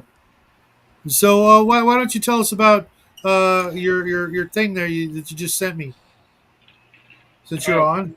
that's the FKR, the Free Kriegspiel role playing. What Free Kriegspiel role playing is basically uh, the primordial role playing that like Dave Arneson did. Yes, hello.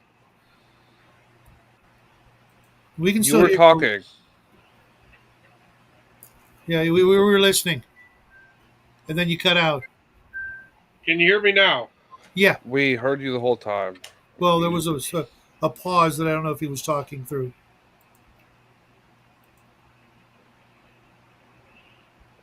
Fantastic book.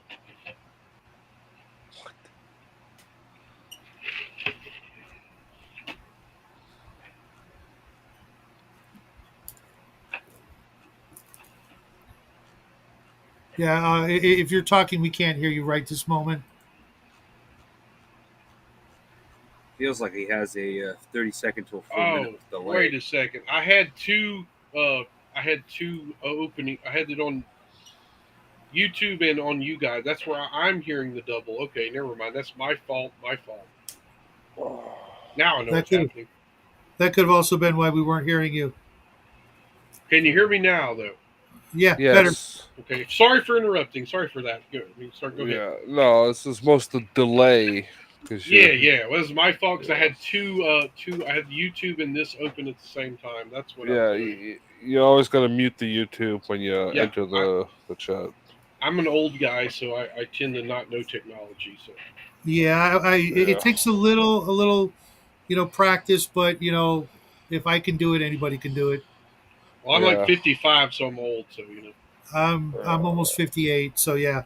So tell us Really? about your game. Lies. He's almost 50,000.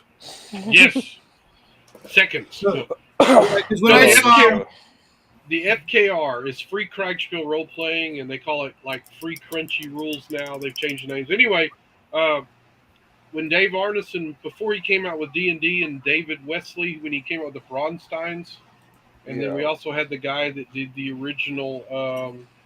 What was called not Joroon. Hell, he was just touted out as a racist or whatever. What was his name? Mar Barker, Barker, right? Yeah. He Yeah. they played a set of rules that basically was no rules. They played the Pedal world. Throne, Pedal Throne. Yeah, Pedal Throne. Yeah, they played rules without really using much of a system. Anyway, free Kriegspiel, you can basically like roll like 3d6 for hit points, or they usually have 3 hits and everything does 1 damage, and you roll like either 2d6 or 1d6, or I use a d20, and you just kind of you play the world before you play the rules. So characters can Yeah. just be a few lines of description. So Call of Cthulhu type stuff.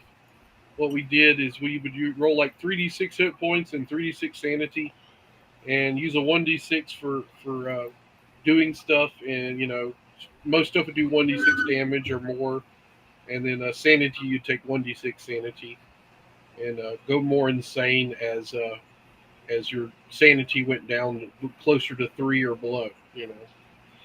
It was very Cthulhu is very fun, but takes a long time to make a character for a lot of us, or for some people, and so we would just go because everybody dies in a Cthulhu game ultimately, so it was a great way to play it. Everyone dies in life too, so. Well, I do. I mean, I'm about to die myself, but yeah. Hey, speak for yourself. Well, yeah. No one could be 50 trillion years old like you, Shadow. Right. 58 trillion, so that's pretty good. Well, yeah, Cthulhu, H.P. Lovecraft was like, I was introduced to his genre by the role playing game, and I have to admit, I bought pretty much all his books, and come to find out, it's not that large of a collection. It's a bunch of short stories, and Yeah, it all fit into that one book I just showed off. What's massive is his collection of letters. That's where it's like he should have spent more time writing stories, less time writing letters. Yeah, like some of us. You can get those collection of letters off of Amazon for like $17. Okay, Really? I haven't heard of that. I've never heard of those. So. I was looking at some of them, and they're crazy. But then again, they're probably originals and things like that. Yeah. So, but yeah, I would be. Old friend. What ticks me off about is the judgment of H.P. Lovecraft in our modern era, as him.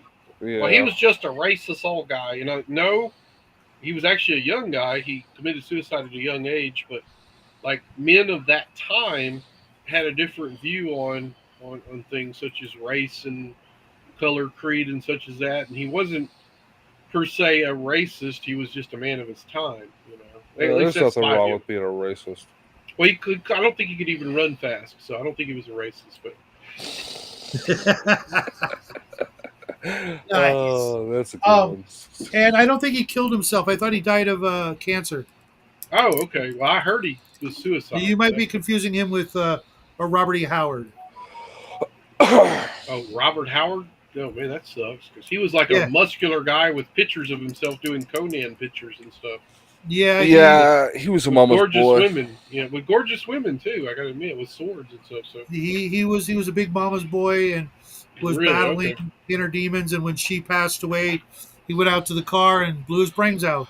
Well, Oh shit. it was a 1-2 punch. The girl he was into married another guy Mhm. because he fucked things up, and then his mom died like a month later or something like that. My mom died in 2013, but I didn't kill myself, so it was pretty I've bad. seen that. I'm glad to hear that too.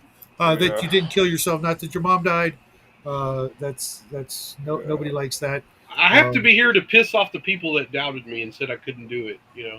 In my yeah, life. So what they I tell you love. you couldn't do? Well, they said I couldn't be a safety man. They said I couldn't ever be successful and all that other stuff. So I did them wrong. I went ahead and been successful. I survived those people. So What's a you safety just, man? I basically help people on jobs be safe. I remind them to follow these rules, wear your right stuff. And unlike a lot of safety men who are narcissist assholes and like to fire people, I try to keep people having their jobs. I'd like to build people's morale up. I'm the safety man that a lot of safety men hate because Inspector. I help people. I like want them to be successful and keep my company working too, so everyone makes money. I like to keep people making money. I mean, I know it's horrible sounding, but and I'm a weirdo. No, I don't do safety for money, but I make pretty good money, So, but I like to uh, make sure everyone is doing good. I try to be the guy that raises. And I know it sounds silly, but that's what I do. Well, it seems part and parcel to being safe. Safe isn't just like someone's going to be safe for you. You got to learn to do it, and that's going to mean, memorizing and living and doing the things to stay safe, not just here and now, but for the future. yeah. Yeah. Remember, That's right. safety third. That's right. You gotta get production and the guys making money first. That's the first two things, and then safety is the last thing. But I try to mix it together where they're all safe and making money, and you know, like I have a lot of young people that I try to inspire. I actually, I'm not just a safety man. I'm also a financial advisor. I have a lot of young people like out of your apartment and buy a house in the country, and they suddenly go from 1,200 a month in rent to like 500 a month in a house note. And then they stop paying the house note. So once they buy their house, so I do that crazy Yeah, stuff. Say don't buy new vehicles, buy used vehicles and fix them. You know, I've made a lot of people like financially well off, not rich, but just comfortable. That's what I like to do too. yeah. But that's just me. I'm silly like that. So,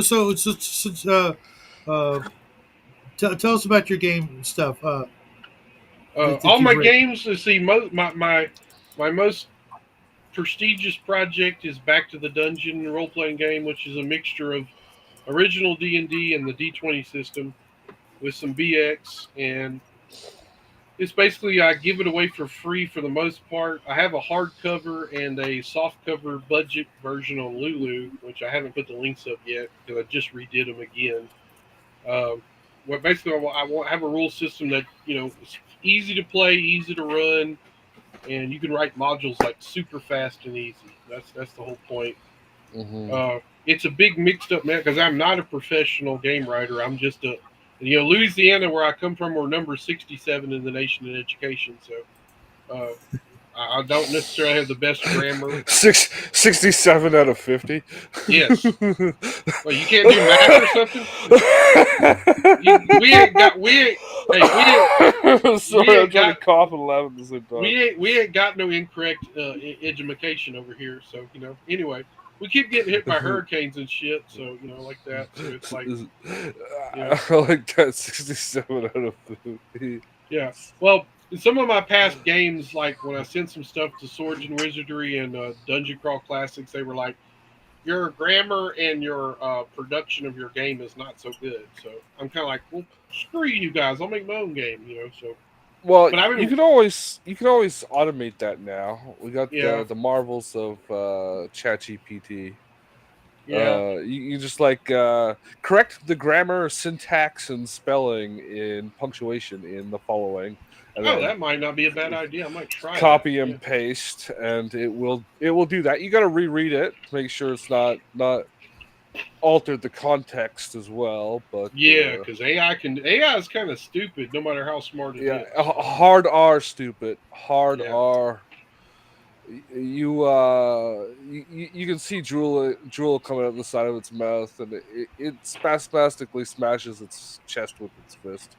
What's crazy enough is I actually have 2 doctorate degrees, and I have a doctorate degree in bullshitology and alcoholism. So I'm very well educated. So Well, can I get that first one again? Bullshitology. bullshit bullshitology and alcoholism. I have a doctorate degree in bullshitology and a doctorate in alcoholism. So Yeah. The second one sounds better if you say mixology instead. well, you have to drink more alcohol then, I think. So it'll sound better. No. So how do you know Bubba? Bubba is a person I met on the conservative um, Facebook channel, and then later on they had the conservatory OSR, and I started to game with Bubba, and Bubba is the one of the last few classic old school dungeon masters.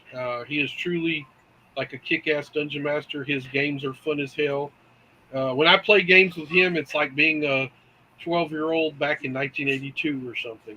It's literally like awesome. His games are brutal. I've lost like 2 long-term characters in the last few months, and still fun though. We're actually playing a Dragon Slayer game, and I actually have my first Strength 18 fighter because all the dice gods hate me, and I always rolled low strength fighters and dumbass fighters. So Were you in the game with all the dwarves that just kept doing stupid shit? no, I was actually a dwarf in another game called Stonus Black Diamondist was the name of this dwarf, but he died horribly by ghouls. Fuck ghouls, I hate ghouls, but I think we heard yeah. about that. Yeah, it was legendary, man. Because this dude was the most badass dwarf fighter. He actually had a broadsword Thanks, Reagan. that he called Haster's Bomb. Because a guy named Haster, I killed him and took his sword, and I was using it, and I killed many things with Haster's Bomb. But Well, Eldred, what do you think of Wizards of the Coast safety tools? I believe that as a dungeon master, you should make the players have mental trauma every time you play with them. Yeah. Like if they have Yes. fear of spiders, you should have more spiders. See, Raven? I'm Yeah, not the only Raven. one. See? Raven's got fear of spiders. Hey, I Raven, have- there's one on your shoulder. Yeah, I believe that you should make players have when they on their drive home, they should be having like fear of something jumping out and trying to kill them. The Max Liao story. If you don't do that, then you're not a good dungeon master or game master. Yep. Yep. Safety tools Or your players are so jaded because they've Yeah. been playing this game for 50 years. but safety tools are for complete like mentally ill wimpy dumbasses. I mean, in my opinion. I mean, I think the word you're looking for is pussies. okay, they're pussies. Okay, that's it. I like. I'm blown away by some of the libtardism of modern gaming, with all the safety tools and just it's an idiocracy, is what it is. I mean, the movie Idiocracy is what our world is becoming. If we don't get nuked by the Russians pretty soon, but due to NATO bullshit and UK and US. Well, I mean, You know. if we play our cards right, it won't be just the Russians. You piss off everybody, and we'll just, it'll be that game Fortress America. Yeah, well, here's my prediction: is that if we don't stop this bullshit, because the Ukrainian war is none of our business, and we're involved in it, and we destabilized that country back in 2014 with Obama administration. Am I talking too much politics for gaming? I'm sorry. No. But if we don't stop, if we somehow don't get out of that and don't start a nuclear war with Russia, China's about to take Taiwan, and then the Middle East. I don't think China's actually doing anything for Taiwan, man. They still want it. You understand the history of China. I don't think that's just like State Department provocation. It's the exact same thing with Ukraine, which goes back further than Obama, by the way. It does. It goes back as far back as Reagan. Well, I would say back. I'd say the start of the Cold War .2 was 2008. The South Ossetia attack by Georgia, where they killed 12 Russian soldiers, and then Russia went into Georgia and wiped out their entire military. Yeah, we were supporting. So it that was goes part back one. further than that with the Ukrainian thing, but Yeah, Well, hey, I'm just if it's saying. any consolation, no, Raven. If it's any consolation, we just we're about ready to send over like $500 billion or $1/3 to Ukraine. No, we yeah, just sent and that's nothing $8 trillion, compared to $8 billion like yesterday. Yeah. and that's nothing compared to our greatest ally. Even though I'm not Right. one of you guys, but you No, know, I know, but it's just like right Are you now. talking about Israel? Israel. Yeah. Well, see, I'm There's one just- fourth Jew, and I'm totally against the Israel thing. So Yeah, one we're fourth. going to literally have the world, the Middle East ignite over this. Here's the thing: October 7th, there was an atrocity, and then what did the Israelite? They answered an atrocity with an atrocity. So they kept, it's Yeah, like, but goddamn, stop it! Just stop the shit. Let's stop funding these people. Ron Paul said, stop funding them. So. yeah. well, I'm not sure what you're talking about, Raven. And yes, RPG Exile, Fortress America, great game, except for that one dumb card that pretty much just nukes everything. I much prefer the game Nukem. Sadly, nobody's made a copy of it yet. What about Nuclear War by Flying Buffalo Games from back in the I, 70s and 80s? I think I played that game. I think it was that game once, and I ended up winning the game because is that a card game? Yeah, nobody wins though in a nuclear war. Actually, Well, here's what happened. The last, Uh, like the very end of the game, my opponent like played this card that was going to like kill everybody I had, right, but I played in response a card where like a huge portion of his population um, came over to my side. The end. wow. So, guy in the the lower left corner, are you having a cold right now? That's yes. Justin. Yes. Okay, Justin, take you some zinc, selenium, D3, and C with some elderberry, and you should get over that in about 6 hours. I'd Try have it. to go get that stuff. So Walmart has it. Walmart, the store of the future. yeah, I don't go to no Wally Mart. Walmart. My ass ain't big enough to go through the door. Oh, yeah, they freak on when you bring an axe in. I just say, No, his ass. oh, his ass. Oh, ass. I thought you said axe. But my ass is not big enough to go into the Walmart. You mean it's not small enough? No, it's not big enough. Oh, okay. Yeah. Yeah, Walmart My is ass look real good, honey. Know what I'm saying? No, but you're right. No. Anyway, I'm also like whenever Critical Role said voice acting. We've been doing that since the '80s. I've been doing voices for characters like since the beginning of time. It's like that's not new. But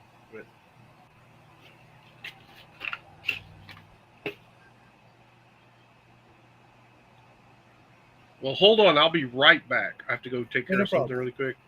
Yeah, no problem. Hey, TCG, you still there, man? You're awful quiet. Yeah. Yep, just chilling. Yep. So what you working on, TCG? Right now they are zoanthropes. Nice. Yeah, I would love to be able to paint some Tyranids with these new speed paints. Everything I ever did with in the old days for Tyranids just looked just comical. Well, I paint my Tyranids with the same color scheme as my orcs, and I call them orcanids. Orcanids. Wonder if that's Raven. Nope. Because No, that's me sharing something. Let me full screen this and play it. Red alert. Red alert. Red alert. You crossed my line of death! You haven't dismantled your MX stockpile. Pakistan is threatening my border! That's it, Buster. No more military aid. Nuke 'em. Get them before they get you. Another quality home game from Butler Brothers. Nice. That's an ad from RoboCop. Sadly, it's not a real game. I want it though. I want it. Hey Raven, we've got like 44 minutes. Where you been? What do you mean we got 44 minutes, man? I'm gonna shut it off at 8. Wow, it's 11 for me. Well, I'm shaking my fist at you. I see that. I'm going to go to the bathroom now that. Normally, a fist has all the fingers down, though, Justin. Yeah. Okay, I'm back. Cool. It's mighty dark there, man. Yeah, I think that's by design. Yeah, kind of like the parts of the I turned the brightness down and like it's nighttime now, so I don't know. I'll have to try to figure out what I'm going to do about it. This is a new camera, so I'm still trying to figure it out. It Normally, I looks have like this. it looks like you're in a bunker somewhere. I actually am in a bunker. That's we're in Louisiana. We have bunkers. Nice. Where are y'all from, by the way? I'm just curious. I'm Louisiana, Gulf Coast. California. I'm the wizard The of the Gulf People's Coast. Republic of California. I thought you were a communist, like. Yeah. He said the People's Republic. Oh, okay, that's right. Yeah. I'm from Kanukistan. Kanukistan. Yeah. Is that like in the hood? Is that what that is? No, that's Canada. Oh, okay. That's Canada. Hey, brought to you by the letter A. Hey, you hoser, take off A. Don't do that. You know, you get free beer. That's cultural appropriation. Don't you do raise that. you raise a mouse in a beer bottle, eh? And you can like get free beer for a year, eh? That's the greatest movie in the world. You got to admit that makes Canadians look so badass. But I live in North Africa, Idaho. Idaho. Okay, wow. I've never been to Idaho or California. I haven't been to Canada. I was going If to go I'm to from Canada. North Africa, this is a real uncanny accent. You got that right. Actually, I was going to go to Canada to go play Bickaline, which is like this badass Canadian LARP that's like been around like since the 90s. Have you ever heard of Bickaline? No. No, look up Biccoli. It's like it's like a Renaissance festival, but everyone's in costume and it's badass. Bickaline. Bickaline. Call it where I'm here. Okay. Yeah, Bickaline is probably. It was actually back in the 90s or 2000s, early 2000s. I was going to make a LARP park, but I had like everybody in the world against me. But anyway, when Bickaline did it about the same time, it proved to me that my idea was really good and I could probably be rich doing that. But no, instead I have to work for other goddamn people. So. Well, I'm not going inside. That's what you get for surrendering. I did surrender. The Muggles won. They got the ring before it got thrown in Mount Doom and everything. It all happened that way. Yeah. I really am dark, Let me try this light right here. Let's see. Yeah. I'm gonna go to the bathroom. I'll be right back. There, now you're afraid now, so you can see my horrible face. Hey, you look like a normal human to me. We were look kind like of the Grinch. I kind of look like the Grinch, But hey, that's what they tell me. Well, you had that green screen in the background all lit up, and it almost looked like you were, DEFCON 3 in your bunker or something. Oh shit! The light went out. Oh well. I don't know what's going on with it. But... Yeah, but so what was we asking about game stuff and things like that? I'm just trying to, you come highly recommended from Bubba, so I figured ask a few questions, get to know you. Bubba's highly recommended by me. I'll tell you what. If you ever get to play in his games, that's worth it, man. Because it's like I said, one of the last few old school dungeon masters out there. I'm running an AD&D game right now. I'm an AD&D guy. Raven's in my game. Justin's in my game. A couple other folks that pop in and out on my shows are also in it. He's trying. He sent me a Dragon Slayer to take a look at. I've been watching his videos, and I'm like, I'm not sold yet, man. I want to play AD&D when I play fantasy, and I'm so old school that I almost don't own anything fantasy other than AD&D and Arduin, and uh, I see no need for a new version of what I consider to be the best version of D&D. So What do you think of Osric, the compiled? it's watered down, serial numbers filed off with a new coat of paint, and people complain about how the original AD&D was formatted and written, and I'm like, you know what? I played that game straight for 20 years and never even thought of like, hey, I wish this was better in this way or that way. All we wanted was more.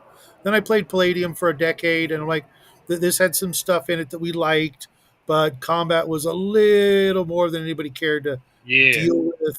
We don't care about the dodges and the rolls and the parries and all that crap. Just it was just too much. It was too simulationist for us.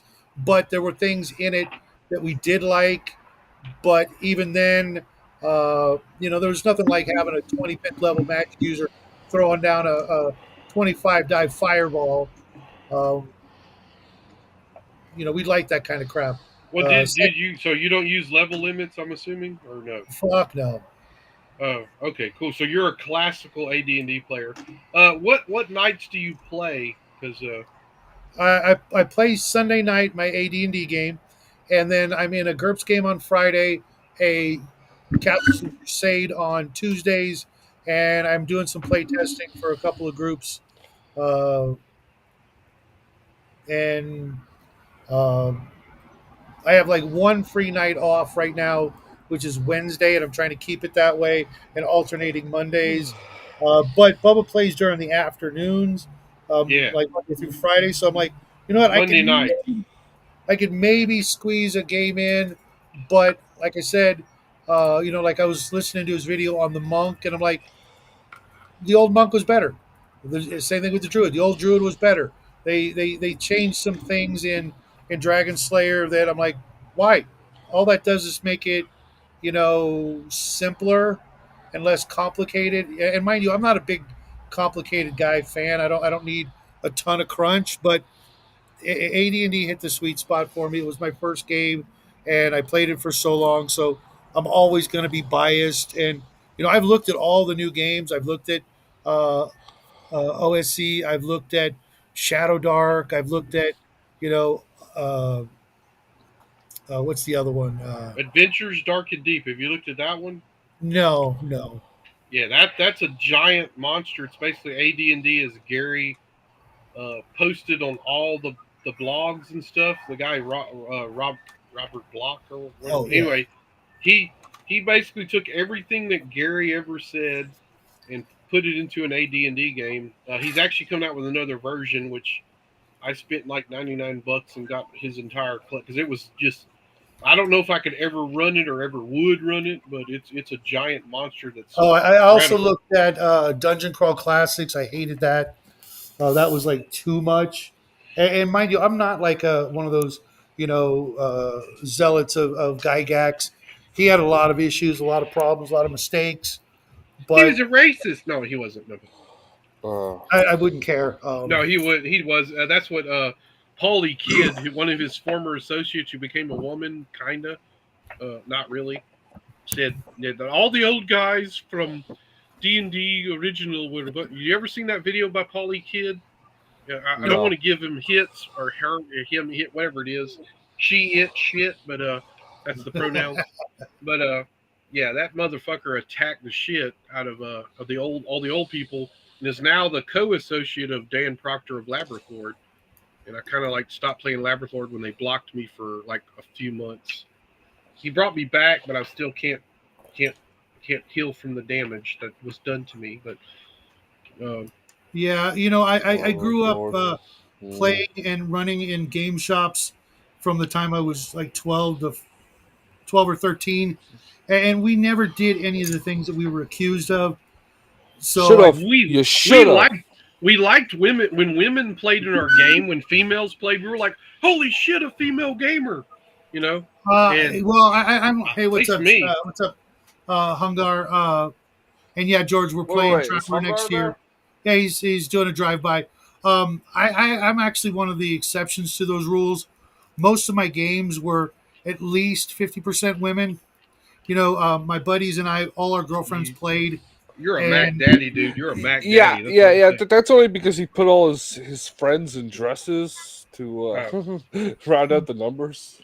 and we had people Oh. of different colors and different Me too. backgrounds. We even had gay players back in the day, and it Yeah, was we like, had a couple, and I played in this big game shop in California, and they would and scratch your eyes out, honey. I'm just letting you know. No, but anyway, and we had I had to take players to the table if they paid for an hour or two. They were free to join whatever table they want. We couldn't go. Well, we're too full. I had tables with 20 players at them. oh, You know, awesome. it was never about that. It's like, you want to play, you're one of us. Get your ass in here, Yeah, sit down. What do you want to run? Okay, this is the game, etc. I've literally run for every kind of person, possibly even non-humans. I'm joking. And I even don't know. Some in of the the people deep that work south. at Whistles of the Coast now. Yeah, well, in the deep south, we had black players even, and we loved. They were like cool people, man. They were gamers. We didn't give a shit who you were. If you were a gamer, you were that's the thing, accepted. I also didn't experience a lot of the bullying or whatever, because we were nerds, because we weren't. We were like the metalheads, the stoners, the whatever you want to call them, greasers, lots of leather, lots of long hair and stuff. So, if you wanted to hang out with us, you know, it was awesome, Well, but there were a lot of people who hung out with us that were in those other marginalized groups, if you cliques. will, Yeah.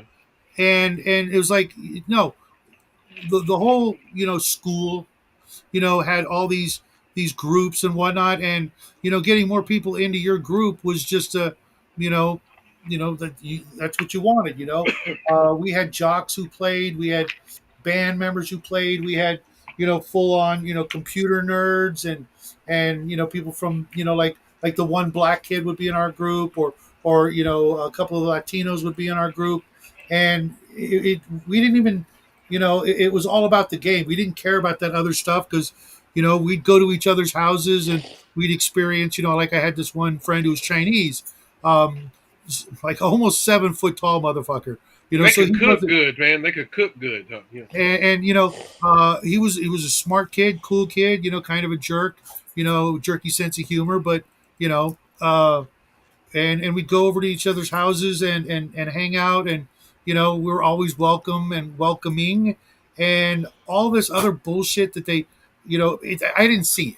Maybe I was lucky, because Well, I was in California California. has always been kind of like progressive. See, in the deep south, like like for instance, I was till about my 10th grade. I was the short kid. I was the football. So Do the football. once I got like tall as everyone else, I got weird hair. In the deep south, you didn't have weird hair, and from that point on, it's like we were gamers, but like I started to make my own crowd. Like there were the popular people in this. I made my crowd. The people that were not invited were invited. The like we started to have parties in the woods because we didn't have mansions and shit like the rich kids. So like I allowed a lot of people to never had parties before to have parties, and we also played D&D too. So it was like Yeah, there was a lot of partying in my group, so to speak. Um, and so a lot of the stuff I hear is like, I can't even imagine it, but I mean, maybe some of it was true outside of where I lived, but I just never saw it. So I just kind of rail against anytime I hear that sort of thing, or any of the accusations thrown at us. It's like, you've got to be kidding. I mean, in a lot of ways, we were, Revenge of the Nerds. You know what I mean? We yeah. had Well, I gave people all kinds. escape. Gave people the like people that didn't get to party, they got to party with us. Because we Mhm, also started having the good mushrooms and the weed and stuff, but that's another story. But actually, mhm. I have a role Degenerate. playing game about that time called Punks and Metal Down South 1990X, and I would love someone to take that game and make their hometown back in from 85 to 95 their punk rock slash metalhead slash edge progressive stories. If they could make their own little settings for that game system, oh my god, it's just We like we you had roll. a game like that. We used Palladium's Beyond the Supernatural in the back of it they have something, I forget what it was called. They were like victim games, where you play like kids and normal people thrust into a situation. Kind of like Stranger Things or Erie, Indiana, the TV shows, or X Files, but mostly kids. And it always involved getting into trouble, and then that trouble leads to it's a vampire, but there was always the other troubles, the high school angst and stuff. Even though we were playing it and we were roughly college age, roughly right after we graduated high school, but we would still play games like that where, you know, there was, I like modern games or contemporary games or science fiction almost more than fantasy, even though I played fantasy games for decades, because there just weren't that many of them back then. There weren't that many great sci-fi games or horror games. Even going to the game shop like almost every day, they just through the 80s we didn't see a lot of that stuff, or the stuff we saw was very Arduin-esque, where it was like fanzines or homemade stuff, as opposed to good production quality books and magazines. That link is dead, bro. Oh, you probably have to sign in because it's adult content. Gotcha. It says Because you're it's very offensive, okay, I'm already interested. Can you send me that link in Discord, or are you on Discord? Yeah, I'm on Discord. I'm on your Discord. I'll send it to you. Okay, yeah, send it to me there. I'll take a look. I'll send it to you for free if you want me to, because I don't have to have money. I'm like not really. I don't do gaming for money. I'm like probably $100 there in the gaming business. Actually, was it you guys that got me just a few $100 in the last few days or something? Nope. No idea. Somebody did. It was probably from Justin's show, because we were talking about you with Bubba the other day. Yeah, and I think I put the link to something in. Yeah. That's most likely where that came from, and that's further proof that we were never, these exclusionary, douchebags trying to keep people out of the hobby. We never did that. If we kicked you out, it was because of what you did.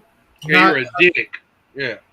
Not something you couldn't help. If you were the chubby kid or you were the Asian kid, that didn't matter. But if you were a douche nozzle at the same time, then we did not invite you back, and chances are, we took you behind the store and beat the crap out of you.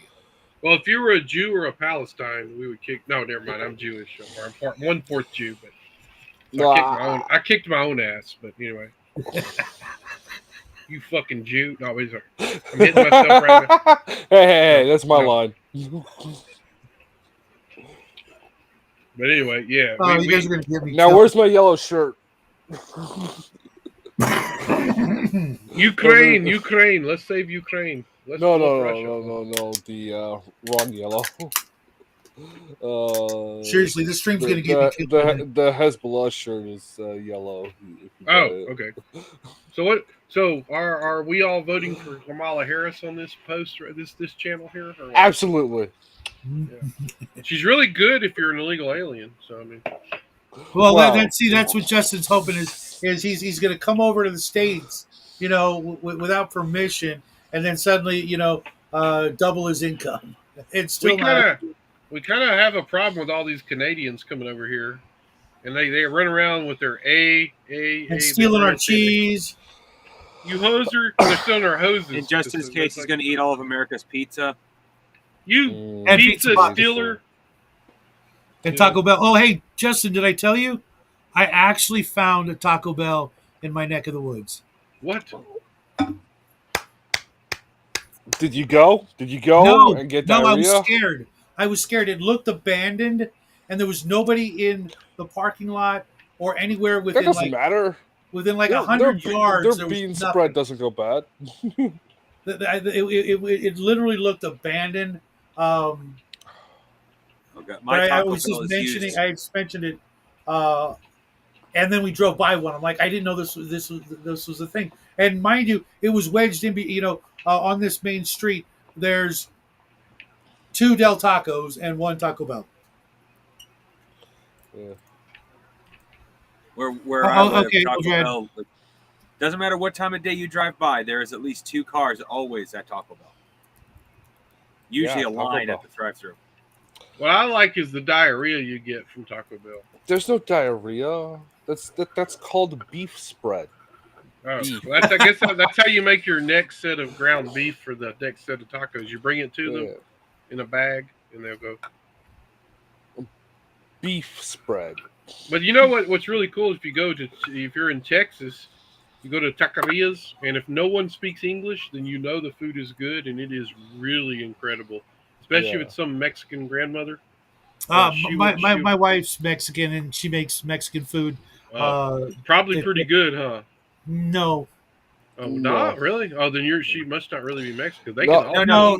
all There's one thing you need to learn. There is Mexican food, there is Mexican American food, and then there is American Mexican food. It's not like you had Mexican American food.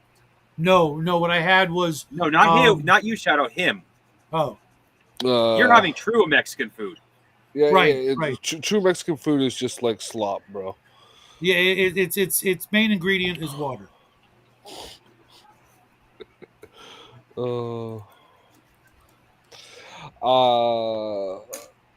The best Mexican food I ever had was made by an Indian. Oh, Indian food though. No, that's some good shit. I love Indian food. Like from India? Yeah, dude. Really? No, I've only gone Shadow. into You one- have to source your Indians from India. It's the only way to make proper Indian food. Mind you, Yeah. chasing them down and hitting them across the head is really hard, but catching them in the first place isn't the real discussion. Okay, You have to have I've real gone Indians. into exactly one Indian restaurant. Yeah, if it's not the consistency of baby food, it's not real Indian food. Well, Okay, by the that's way, exactly what it looked like, or like you said earlier, diarrhea, which India is the birthplace of diarrhea. So it didn't surprise me. I just didn't think that they, scooped it back up and then served it to strangers. No. well, no. Look, here's the hint. If you walk into an Indian restaurant, there's different parts of India. Just like there's like Italy and there's like Italian food and Portuguese food and English food. So if it smells really good, then you're in the right Indian restaurant. If it smells like the hotels run by Indians that kind of stinks like curry and detergent and underarm deodorant or smell, that's not the right Indian restaurant. So yeah, because everything literally looked like either vomit or diarrhea in big. Oh, it still looks like that. Okay, It so still looks like that with chunks of like peas or yes. beef floating in even it. The Indian chicken. version of a you guys dip and chip, whatever you want to look at it. Yeah, it involves and you eat everything involves with stuff bread. like that. And what they usually eat, and in one case, what they do eat is they still add water to it. Is they make these little dough balls, puff them little balls, break a hole in it, scoop them full of water, then take them with food. Yeah, no, they eat with what's it called? Chopsticks. Oh yeah, they eat mostly with bread. They eat with the bread. They eat with the bread. They eat with Orientals. they eat with the bread that's kind of like a pita bread but thicker. Yeah. See, because I'm very used to very fond of food. like that's their utensil. Their utensil is that bread. They That's tear part of off the a chunk reason of it and scoop. Yeah, it's called scoop up. naan bread. Naan bread. I just ate that tonight. Yeah. Yeah. I just sent you everything, Shadow. I saw that. Thanks, man. I will try to That review bread's something. actually pretty good too. Something Naan as bread soon is as- fantastic, man. It's cooked Yeah. on the side of a stone oven. for But like me, I said, like if you've got bad Indian food, then it's the wrong section of India. Like Mogul Indians, they call themselves Moguls. Their food tastes like underarm ass. Yeah. swamp ass. Yes. Well, if you've been in Louisiana, you know what swamp ass is. But yeah. For me, like everything I eat is like you could distinguish it from another thing. It's got a specific shape. I'm not a fan of soups and stews. You know what I mean? To me, that's like Not even Yeah. gumbo from Louisiana. Gumbo. None of that. With- No, if it all have- looks like, if the meal is just one dish, you know what I mean? Like a bowl of this is dinner. To me, I'm like, No, that's that's gotta either be a side. it's either that's the side dish, or it's poor people food. Not that I've ever been rich or anything, but growing up, we did eat some things that were, Yeah, clearly but you have to try Louisiana food because you obviously haven't, because gumbo is like a one meal deal. Except you maybe put potato salad in the side, but gumbo is like off the I hook hate good. potato salad. Then there's gumbo. Then we have shrimp Replace it with a creole, macaroni salad. and then we have like shrimp etouffee, and it's like basically a one bowl just rice with some stuff on top of it, some etouffee or some sauce Yeah. piquant, like crawfish or catfish sauce piquant. I don't eat bugs either, though. Crawfish are Crawfish not is not a bug. bugs. It looks Crawfish like is a bug. crawfish is a delicacy. Literally, Yeah. you will kill people for crawfish once you have it. Technically, I highly crawfish doubt are that. shellfish. I like how they're Technically, farmed. Technically, Yeah, we have crawfish are giant shellfish, and farms. shellfish are insects of the sea. Yeah. But with that said, Yeah. I eat shrimp, which are the cockroaches of the sea. Yeah. I love how crawfish are farmed. Like maybe 30 years ago, they discovered, not even that far back, they discovered that if you just like seed rice patties in the off season Yeah. with crawfish, they'll multiply really quickly and you can Yeah. farm them. That's And it. it's like, well, that's why if you notice that like a couple of decades ago, the price of them went down like a lot because No, they didn't.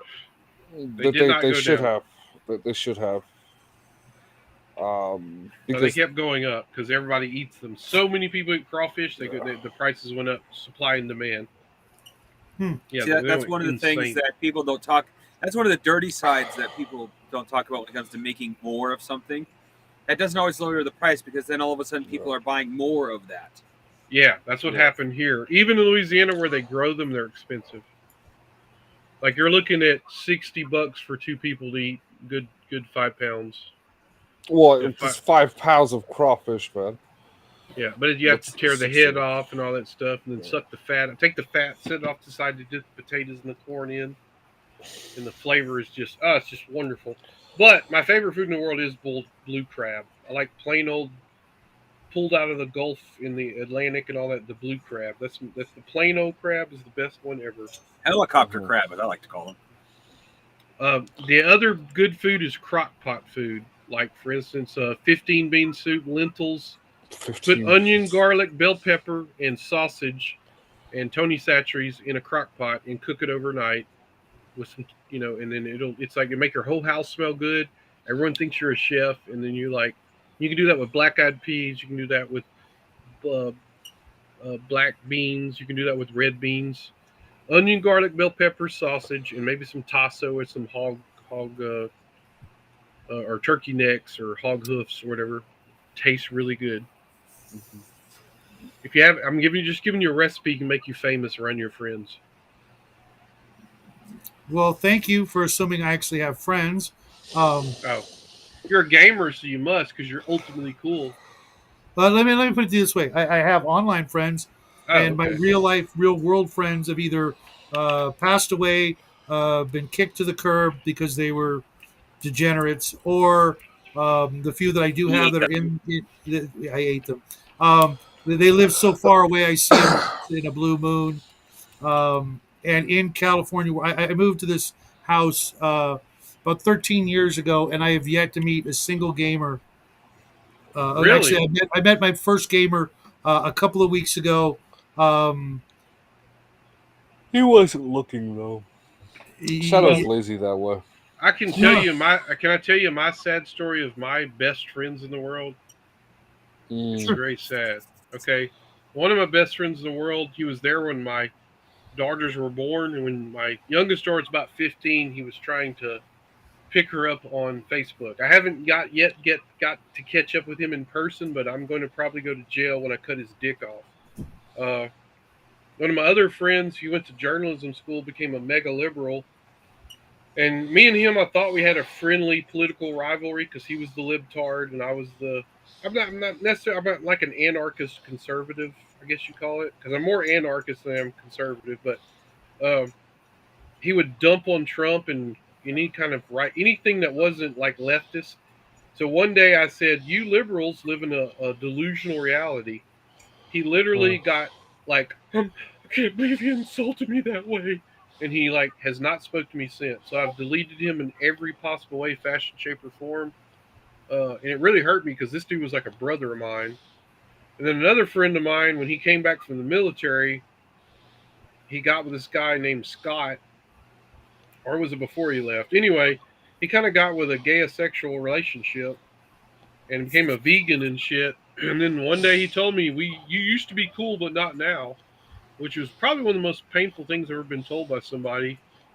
Uh, so I was kind of like, wow, dude, you just dismissed me. So in my younger days, I was stupid and tried to be his friend still. But then after I thought about it, you just dismissed me. So basically, almost all my best friends have been dismissed. Because and then my other friend, when he got back from like Iraq and shit, he was my original game master. He like kind of like tried to hang out with the popular people from school that was from like 25 years previous, and just kept standing me up on when we used to have bonfires and beer drinking sessions like every once or twice a year, and he kind of just stopped hanging with me, and I was kind of like, I mean, he's my friend still, but nah, not I'm not gonna chase like a person to be my friend, so really don't have any best friends left. It's kind of sad. I have one friend from like that's still my friend, but he he's like had multiple heart attacks and he don't talk to nobody. And then That sucks, man. yeah. So it's kind of like all my best friends have left me except for like 2 or 3. I had like 5 or 6, or I had like 10 best friends, but I'm down to like 2 maybe. So definitely. yeah, it's kind of like that is kind of, I hate to say it, but that is kind of life. Yeah, and like Justin here, he and I hang out like all the freaking time. Yeah, I was just looking for an excuse to get rid of you, bro. Right, exactly. See, and someday that'll happen, and I'll be all sad for about a minute. Bad enough that you're a hippie. Right? Which is funny because I hate hippies. Shut up, hippie. I don't hate them. I laugh at them and point. Well, my deal with most hippies is a lot of them are like they're pre-liberals, and like and the hippies I've worked with before. And I'm not talking about you, Grandma. You're the coolest lady out there. But like in the gaming world. The pre-liberals though, it's like they kind of were like the early Democrats from like the 60s. What they were trying to do to the world was a good thing, but unfortunately, they've all kind of evolved to the modern liberals. So, and you're like, you can't possibly think that open borders and basically almost all the leftists now have like become the man. Like Johnny Rotten pointed out very well. From the Sex Pistols, is how it's like how the left are the sellouts and the right wing people are like the edge people now. Well, I wouldn't even say that. They're not even right wing. They're more like just people with common sense. Nope. Well, it's because there's no like third party for them to join. It doesn't seem like a waste of time. They have to hitch their wagon to one of the two because every time a third one tries to raise its head up out of the freaking muck, it gets destroyed by both parties. Yeah. Well, let's call it like it is. Donald Trump is actually a third-party candidate in the Republican trash. Maybe back in 2016. Maybe back in 2016. Now he's bought and paid for. I don't know. Go watch his campaign. He's running Jeb Bush campaign. Jeb Bush? I don't know. He's running a Jeb Bush campaign I'll have to go look at that because I'm not going to disagree with you, but you have to explain to me how he's running Jeb Bush campaign. Open borders. He wants to staple green cards to diplomas. He wants I haven't heard that, Middle East. I haven't heard that either. I'll be honest. I haven't heard him say that. You're not watching his speeches. Because I guess I'm going to have to go back and look because if you're right, just man, said that a month and a half ago. Yeah, we're doomed. When and where? Because I watch almost every one of his appearances. I will look it up and find it for you, bro. Yeah, please I mean, it's do. kind Because of if hard he's to saying do that when you're talking about deporting everybody. You know what I Yeah, mean? 'cause he But said he isn't. He isn't talking about deporting everybody anymore. he has. That's what he's been Yeah, talking I just about. heard it last Mass week. deportation. You'll have to show that to me because it's an old clip if you're saying that, because I haven't heard him say that this time around. I've heard He's him been talk about saying. stapling green cards to diplomas. I've heard him talk about I have Yeah, never importing heard people any of from that. never heard India. that myself. I've never. I don't know. I mean, I don't I'm not going to disbelieve you, but Yeah, I'm I've just never saying. heard any of that. Yeah. But you know, Yeah, if he is saying that, then fuck him. But if he's not, then yeah, I mean that's like literally like my number one issue is deportation. Not amnesty. Not I literally want to see those planes and trains and buses freaking dragging those bitches back where they came from. And I don't even care if it's where they came from, anywhere but here. The damage that's being done, the damage that has been done, and the disrespect that's been dished out to people who were born here in favor of new voters, because that's what to me it's all about is a new voting base, because they've seen their old voting base wake up and smell the coffee, and they can't have that. So their only solution is to bring more people in here to vote, so that they can stay, which to me is tantamount to bribery or election interference, and I'm not okay with any of that.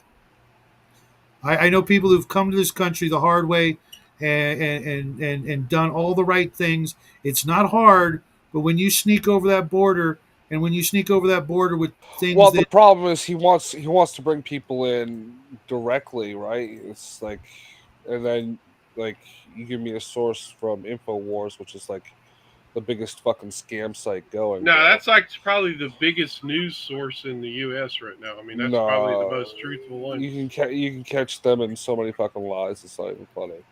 Name the lies. Uh, Well, let me give you another one then. No, just I've got the clip up. Here's clip one up from and- X from Cheryl Atkinson and him talking. what do we got here? Trump says deportation program will start with criminals. So here he is saying that. That's the same guy that did the second chance program. So Cheryl Atkinson's a guy. no, Trump. I mean, admittedly, like if someone like is a like I believe in immigration, just not illegal. I'm not I've even got there I've got anymore. the clip up if you want to pull it up, Shadow. Where?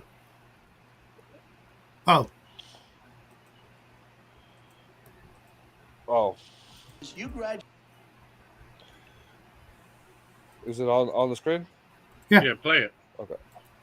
Want to do, and what I will do is you graduate from a college. I think you should get automatically, as part of your diploma, a green card to be able to stay in this country. And what I wanted to do, and I would have done this, but then we had to solve the COVID problem because that came in and sort of I wouldn't dominated disagree for with a while that as if a you've person. graduated and you're like well, showing your because but here's the thing: if you so you want to now have the top earning people being pushed out of the job market from your citizenry.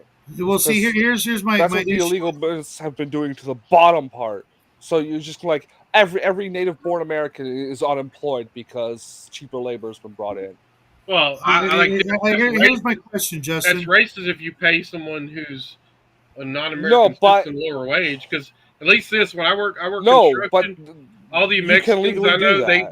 they get paid top wages because they're good at what they do. We have no give a shit about. That's you should go look at the tax breaks and shit that they get then. Because how are they going to college if they came here illegally? Yeah, they shouldn't even get college. You can get into college. You can do like the foreign exchange or whatever. They have like 20% of most top colleges in your country have foreign student only programs. Right. But isn't that a student visa issue then? Yes, and then the second that they graduate, they get citizenship. so they don't have to go home. They get a green card, not citizenship. That's different. Well, one's a pathway to the other. Yeah, I don't know. I'd have to look more into that. I have mixed feelings on that because if you're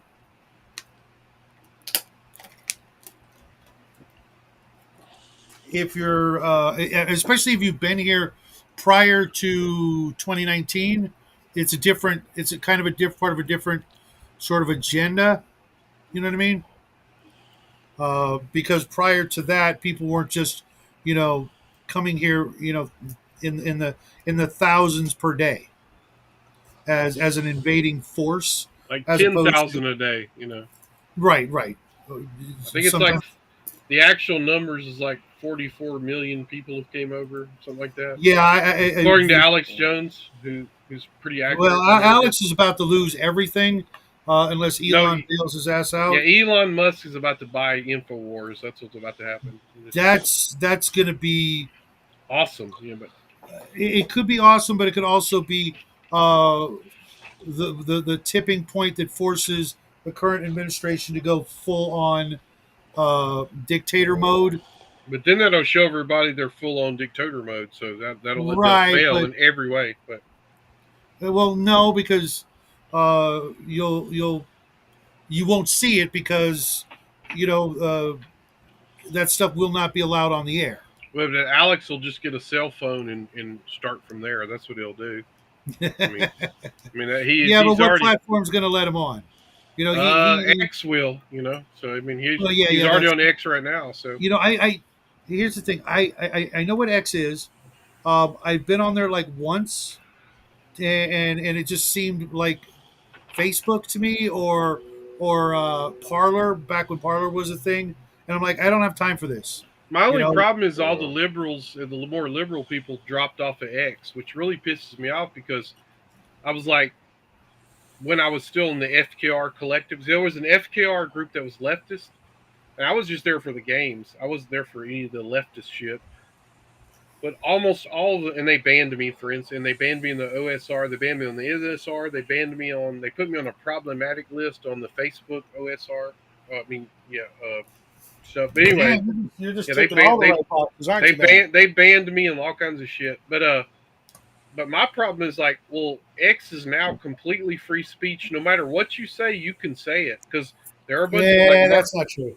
No, Mark Hamill. No, it's not true, bro. It's not true. I listen to. There are people I know have been banned off of X after Elon Musk took it over. Okay, and they weren't banned wrong. before.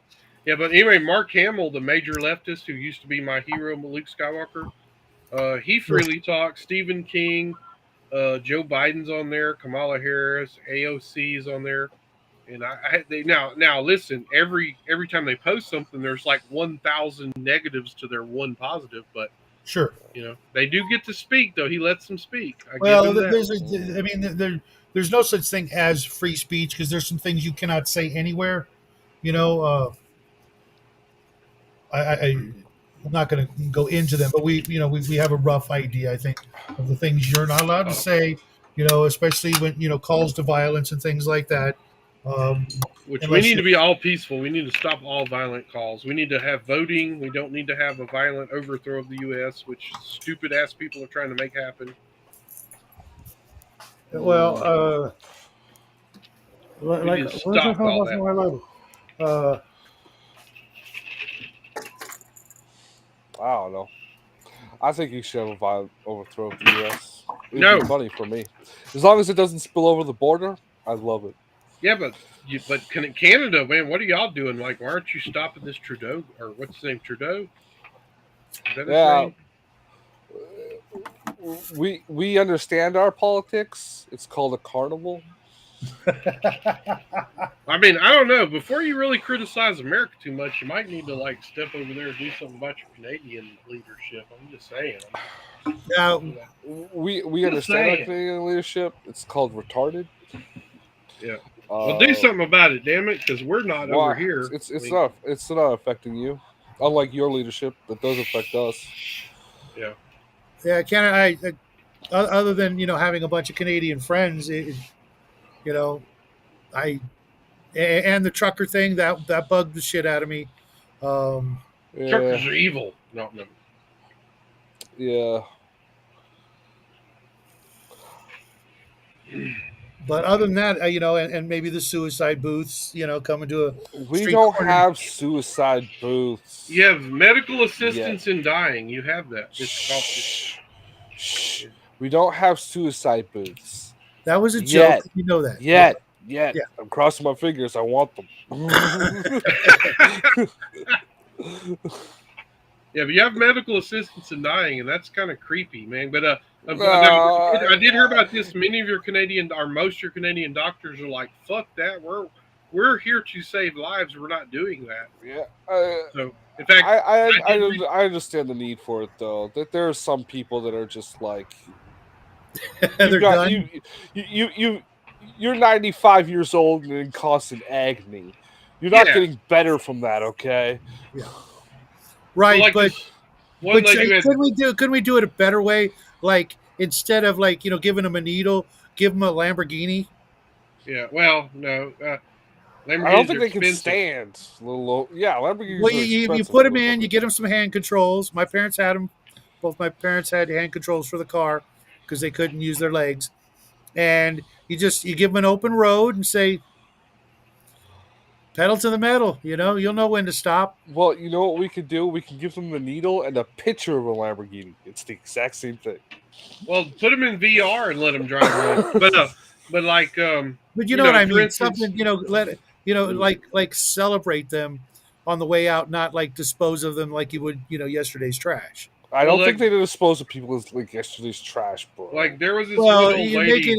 make it as not because I've seen like the process, but you've seen the execution process, which is still no, where they have the family come in and they talk about it, they do their last hugs and goodbyes, and but instead of making it so clinical and McDonald'sy, make it a little more.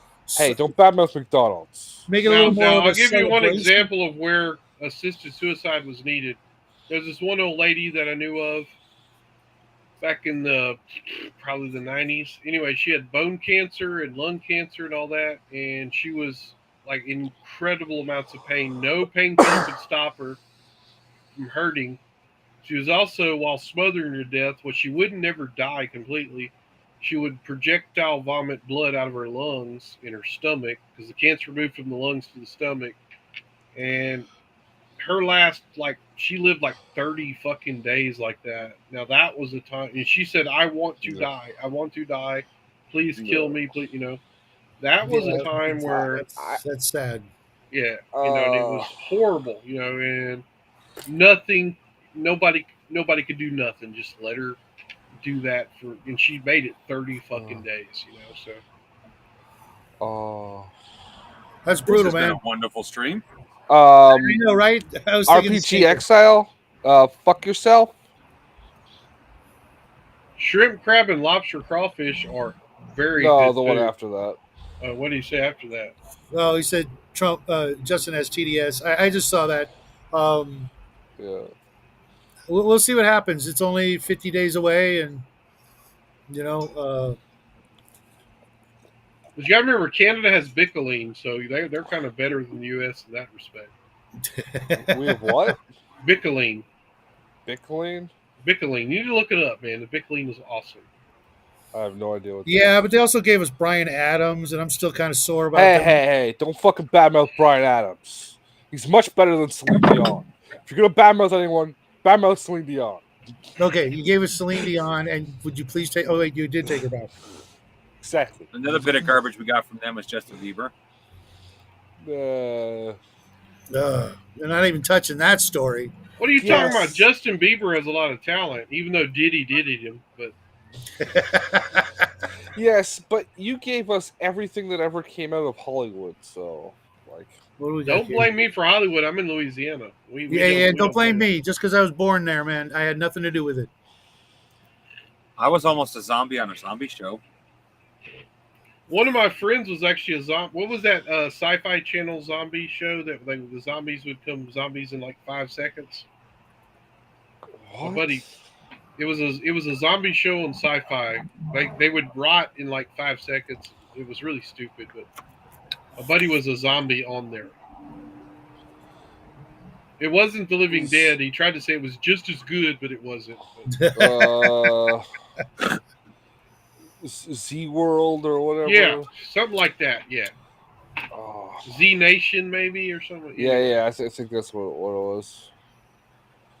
Oh, I don't know what Jagmeat is, but I'm pretty sure Jagmeet's the member.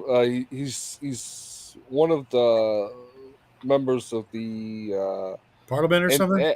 NDP. Well, he's in Parliament, but he's in the NDP party, the National Democrat Party. I don't know what that is. Yeah, it's our third party. We have three parties. wait, how the hell did we get to this from gaming, man? We should go back. I to have talking no gaming. idea. It happened. I'm sorry, it's You probably- changed the topic. It's my fault. I'm sorry. I will take credit for it. No, I'm sorry. Okay, you take credit, but I'm Hey, but sorry for it. we did talk about food, so I think we hit all the topics. And I was going to Yeah. shut this down, but I'm going to finish the cigarette. Um, Gaming. Let's talk about gaming. do it. Do lots of okay. gaming. As much Okay. gaming in as you can. Back to the Do dungeon you, RPG. do you add Yeah, do you add chainsaws to your game? that would be chainsaws. my actually. Me and a friend of mine wrote a game called Without Hope. It's a zombie apocalypse role playing game, and we're about to rewrite it and re-release it. Anyway, it's basically you roll 4 5d10 percentile scores, and you roll 3 1d100 rolls for your occupation, what you are, and you start playing. Anyway, it's classical Romero type zombies. One bite, you're screwed. And it's a really kick-ass game because you don't play super characters, you play normal schlobs. So Yeah. really kick-ass As you're supposed game. to. As you're supposed to. That's Yeah. that's like the challenge of any good zombie story. You know, unless you know you're going to write the story where it's you and a minigun. You know, and the horde comes and you just But I think they got like 100 different video games. That's that. So Yeah. Just a of rat a tat tat tat tat tat. Another zombie dies. Rat a tat tat tat. Zombie dies. Rat a tat tat tat. I liked what was that one where you were in the mansion. They made the movies. Resident Evil. With me, yeah, Resident Evil. I like those ones. I played them in the arcade. there was there this were one so many game I used to play on my tablet. It was called, I think, Into the Dead. That was a brutal game. Into the Dead. Yeah, you basically just had to run from point A to point B. Yeah. And avoid and or kill as many as possible. But one got a hold of you. It didn't matter what you had; it was over. But the cinematic aspect of it was really good, and I could only play that for like 5 or 10 minutes before I was like, okay, I'm done. But it was pretty good. Have you played the Dark mod on your PC? No, I don't play PC games. Anyway, it's a Thief remake, and it's like really kick-ass. I don't play a lot of video games anymore. My son he keeps bugging me to play Red Dead 2. You'd probably like that. I know I would, but I just don't have the freaking time. I even got just a couple months ago. I picked up Fallout New Vegas, and he played it for like an afternoon, and then never touched it again. And I don't like playing video games by myself because it's just a huge time sink, and my schedule is so freaking tight. What do you do on your schedule? Let's tell us about your schedule. I know it consists of. Well, games. I've got my son who I usher him off to school in the morning, and then I do a show with Justin 3 mornings a week, and after that I do a workout, I do my chores, then I either try to do some writing or doom scrolling, which I'm trying to get out of, but that's hard. And then what is doom scrolling? It's just being on like YouTube, just looking for the next video to play while I'm doing chores, and it's always like it ends up being news, and for the most part, it's just a waste of time, and I need to do more writing and do more maybe prep work for my game. Or Are you writing any games right now, or modules that you're releasing on I Dragon am working RPG? on a couple of games. Justin and I are writing a cop Uh, procedural game, yeah. and then I'm working on uh, like a more or less kind of like a solo or domain play AD&D sort of addition. You know, my big complaint in fantasy games is when you get to like ninth, 10th, like a relatively high level game, the game ends and the DM can't handle it anymore. So I want to make a system that makes it easier for DMs to run high level games. You know, where you know most of like the high level modules and adventures that were run were very straight line. This is what you're going to do, the railroady kind of thing, and I want to make it to where there's all kinds of obvious the obvious things that you would the players want to do, but no DM ever wants to run it. Whether it's your castle gets attacked, or you're the wizard working in your laboratory making magic items, and now you got to go look for these rare ingredients. So whether you send off a bunch of lower level characters to do it, or you go yourself into the dungeon and just blast the shit out of everything to get that one ingredient and come back and make the scrolls or the magic items and things like that. Or if you're a high level thief, you've got the guild, your own guild, and you're looking for the next heist to either go do yourself or send your minions to act as you know lookouts, or even do the job for you. But all the things that you would think that like a 10th level character should be doing, instead of going into the next dungeon on a quest for King so and so. You should be the lord of a domain.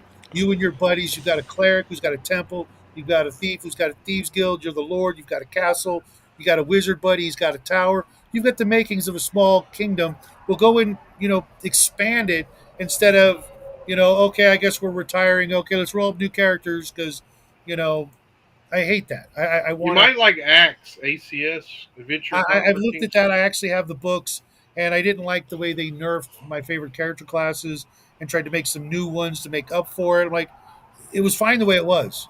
You didn't need to. And I hate racist class.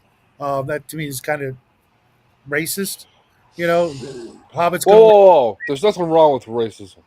right, but I think dwarves could be a lot of things besides the stereotypical, fighter. You know what Nah, I mean? nah. Yeah, but they can't even run fast. But I mean, I've had a lot of players who've played dwarven, cleric thieves, or Oh, what's this? or a thief. Dwarves can't do magic. They're too short. Well, clerics Huh? don't necessarily do magic per se. They call on those cleric Yeah, deity to yeah, give yeah. them stuff. But I've even known a player who ran a dwarven assassin. Why not?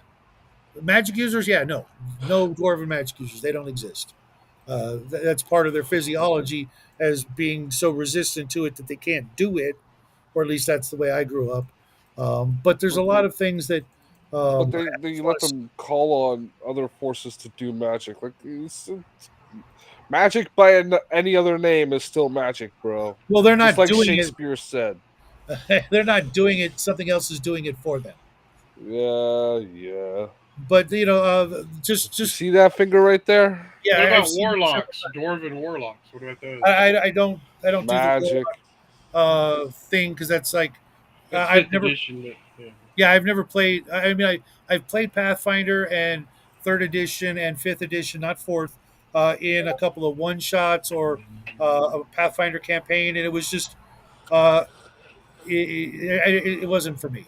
Well, Lots of did you know that fourth edition, their playtesting group? I actually talked to a few playtesters fourth edition. Every complaint that they had on fourth edition was already addressed while I was being playtested. You know what the Wizard of the Coast people did and said? They go, we don't really give a shit. And they didn't even answer them or listen to their complaints. So they released the game with all those problems. hmm That doesn't surprise me at all. Yeah. If you're, I'm in playtest groups, and those issues help develop the product.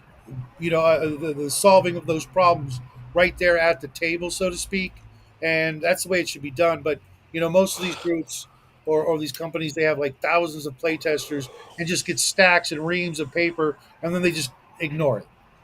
You know what Well, it depends. If you got like 20 playtesters and 10 of them say this thing is excellent and the other 10 say this thing is great, you know, I mean? what do you do? Flip a quarter on it or just go, why bother waste time if 50% of the people already like it? No, I'm talking about the things that are broken though. When an Uh, issue comes up, it's like, hey, this doesn't seem right, or what have you.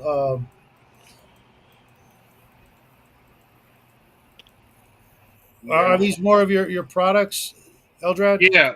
The Without Hope Zombie Survival. I think my buddy put it the You again? PDF down to You one again? dollar. What Uh, do you want? oh yeah, I we know. stopped releasing the book because the book had a bunch of issues. But yeah, the PDF is $1. But shit, you want to do a zombie game that takes a few seconds and has the true horror of zombie apocalypse? It is way better than All Flesh Must Be Eaten and all those. And then what's the Palladium zombie game that they Mm, had? It's been because like this five it's not ringing a minutes. bell. I know what you're talking about, but I Yeah, don't have it. 5 minutes or less to make a character, and that's the main thing. When the zombie apocalypse comes, you don't want to have a character that takes hours that dies. You know?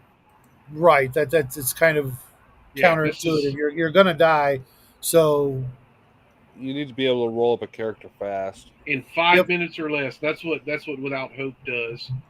Um, which, like I said, we're about to revamp that game. Hopefully this weekend, maybe, because there were some. We had a guy that was supposed to be our editor, and he edited it and did like he was our friend, and that was maybe the problem. Because I needed a dick to edit our game that like said you people are stupid and you wrote this shit wrong, and but he didn't, and so he kind of like yeah your game looks good, and he like we released the PDF with, and it was like into a book form. And by the way, Drive Through RPG is a bunch of assholes when it comes to no offense RPG, but you No, no, can't no, fuck those guys. yeah, but you Fuck can't like RPG yeah, but you drive through. you you try and publish a book under them guys like under Lulu.com. I Mhm. put Back to the Dungeon into PDF into a book form in like Yeah, 5 I'm a big minutes. fan of Lulu. My issues with drive through is everything I've ever wanted to get. I can only get through PDF, or I can't get it at all because other companies don't want them to put out their own stuff because they're getting ready to sell something else. And I'm like, that's not going to make me want to buy the new thing. I want the old thing for a reason. It's none of your business why I want it. You going to sell it to me or not? And it turns out that there are a whole bunch of people on eBay selling reprints of all that stuff from previous licenses. Like I was buying some Gamma World stuff, looking for the modules, and I couldn't find them on Drive Through except PDF. And I'm like, that doesn't help me. I want to own it. I want to have it in my hands so that when I actually do want to play it later, I don't have to dig through 10,000 computer files looking for a PDF, and I can actually pull out the maps or show the pictures and things like that, and just have it read it like a book while I'm using my electronic devices for music or listening to a video instead of trying to do both at the same freaking time. Because some of my devices it's not very good, easy to do that, and whatever. A couple of years ago, they had no problem selling these things, and then suddenly, all the classic old stuff is PDF only, and I'm like, I could just go there. I've checked each and every time that's happened. I could literally go online and find places that have it for free, and it doesn't appear to be on the high seas kind of thing. I could just go, oh, top secret module, oh, here it is. If they're breaking the law or whatever, doing something they're not supposed to do, I don't know. I never download them. I just read them and go, okay, yeah, I don't. I actually don't want that right now. I'll wait and buy an original copy later on down the road because all those old modules are crazy priced. Um, for something that you could literally, if you went and downloaded the file and took it over to Kinko's or something like that, $3 and you'd have it. Mm-hmm. Why? Why am I, going to pay, twice that for a PDF and then, you know, potentially lose it or, you know, forget about it. If you've got the book, you don't forget about it. It's right there. You know what I mean? Yeah. I lose digital stuff faster than anything else. Mm-hmm. Yeah. You delete it and then you forget where you got it from, and then you can't Mm-hmm. download it again because or you forget the password to an account. Oh Yep. yeah, I hate when I do that. Yep. And there's just something different about reading the book versus the PDF. I find I can't Yeah. really describe it, but it just seems to stick Now in my head better. I do like when I get a book, it gives me access to a free PDF. Yeah, that's okay. That's almost like, I mean, if they're printing the book, right? It's thanks, Eldred. It seems to me like they could just that would just be a bonus thing, like a free bookmark. Well, hey, here's the PDF, just in case you want to take it with you. Like you're going on a trip and you don't want to lug around a lot of books. I get that. There's a lot of people I know they can bring their phone or their tablet or their laptop and everything's on it. Cool, mhm. but you go to their house and they got shelves and shelves of the original books or whatever, and then you can go peruse their little library while you're visiting them. Yeah, Let, and look through actual stuff. let me tell you my sad story of my original D&D books from 1977 is that I had a man cave building, right? A 12 by 20 building that I gamed in. Anyway, I went to sell some of my game books. I was selling all my third edition and Pathfinder books. And when I pulled those books out, I had my Pathfinder books for 300 and my D&D for third edition for like 200 and something. Termites had eaten the books. In other words, they Ooh. were on the shelf. I pulled them off, and there were pieces of books. Not all of them, but most of them. So Oh. in a box sitting right next to that area was my AD&D books. So I had about, I think I counted the collection about 2 or 3 thousand bucks. I ended up finding a guy. I sold to hit my collection for $800, but she bought it like real quick. But I had to save my books from termites, so I had to get rid of them. That But needless to say, sucks. I murdered those termites with some stuff called Termidor, which could have killed me when I used it because it's what professionals use. But I did Yeah. kill the termites, but I had to sell those books before the termites ate them because I I couldn't. lost a garage full of Games Workshop tanks and minis in a fire, so I feel your pain. But speaking of pain, guys, my battery's about to die. I'm gonna call it here. Nice meeting you, Yeah. Eldred. I'm gonna go look Hey at man, great talking to y'all. you too, man. You too. And And even if you politically disagree with me, I still love you, man. So yeah, we're all friends here. yeah. We're all friends here. We're not going to agree on everything, as long as it doesn't come down to name calling and uh, and worse. Oh, it will come down to name calling, but just out of spite and boredom. Out of Yeah. Besides, fun, out Shadow, of what are you fun talking though. about? We do name calling all the time. We call you old, ancient, gay porn producer. Gay. Hey, let's not Yes, forget gay. gay. Yeah, because Yeah. Excuse me, I'll scratch your eyes off. You call me gay, bitch. No, not you.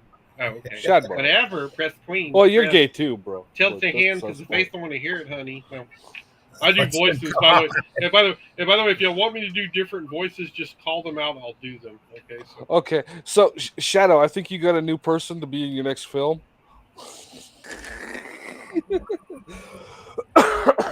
What are you talking about? I would don't like to be in no film. What are you talking about, eh? Yeah. wow. We'll talk about that next time, Eldred. You But I do really films? Tell me about the films. But there are that's no private. films. It's just a running gag. There are films. There are many films. I'm No, not there are doing no. those kind of films, honey. I'm just letting you know. I just don't do those. No, no. It's a longer story than I can go into right What now. the hell is this? The Dick Van Dyke Show or something? Oh no. No, we just had we let a guest on that we shouldn't have, and they exposed themselves, and I have never been able to. Holy crap! Really? Don't worry about me doing that.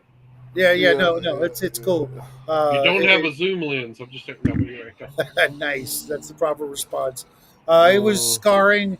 Justin still has nightmares, um, and that was many, back in the many earlier days of the nightmares. channel, and I didn't know any better, and I got tricked, and Justin uh, still wakes up in the middle of the night and says, "Rosebud."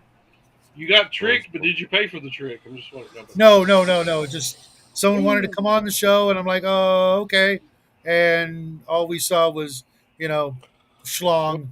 Was he a friend or an enema? Which one was he? Oh no. And, An uh, enema. it's probably the latter, but who knows? Uh, but Spoon. live and learn. But Don't show guys, your I was. spoon on camera. No, but anyway. Uh, Spoon. I don't know what your schedule's like, but you can come visit us tomorrow morning on Justin's show, Reckless Rants at 9 a.m. Avocado time, 12 o'clock, everybody else's time, apparently. Yeah. Eastern Standard. I will see Thank you you guys I for work tomorrow. letting me hard. join. Thank you for letting me join. Thank you. Yeah. Hey, no Party on, problem. man. Yeah, a friend of Bubba's is a friend of ours. So, like I said, we're all Playing friends. Bubba's games. Playing his games. His games are I'm good. going to go. I told him I would go look at uh, Dragon Slayer tonight, and I might actually do that, but it'll have to be on a different device because this one's about to die. So, peace, guys. I will see you tomorrow. Happy trails. Mm-hmm. End the show. Taco Bell.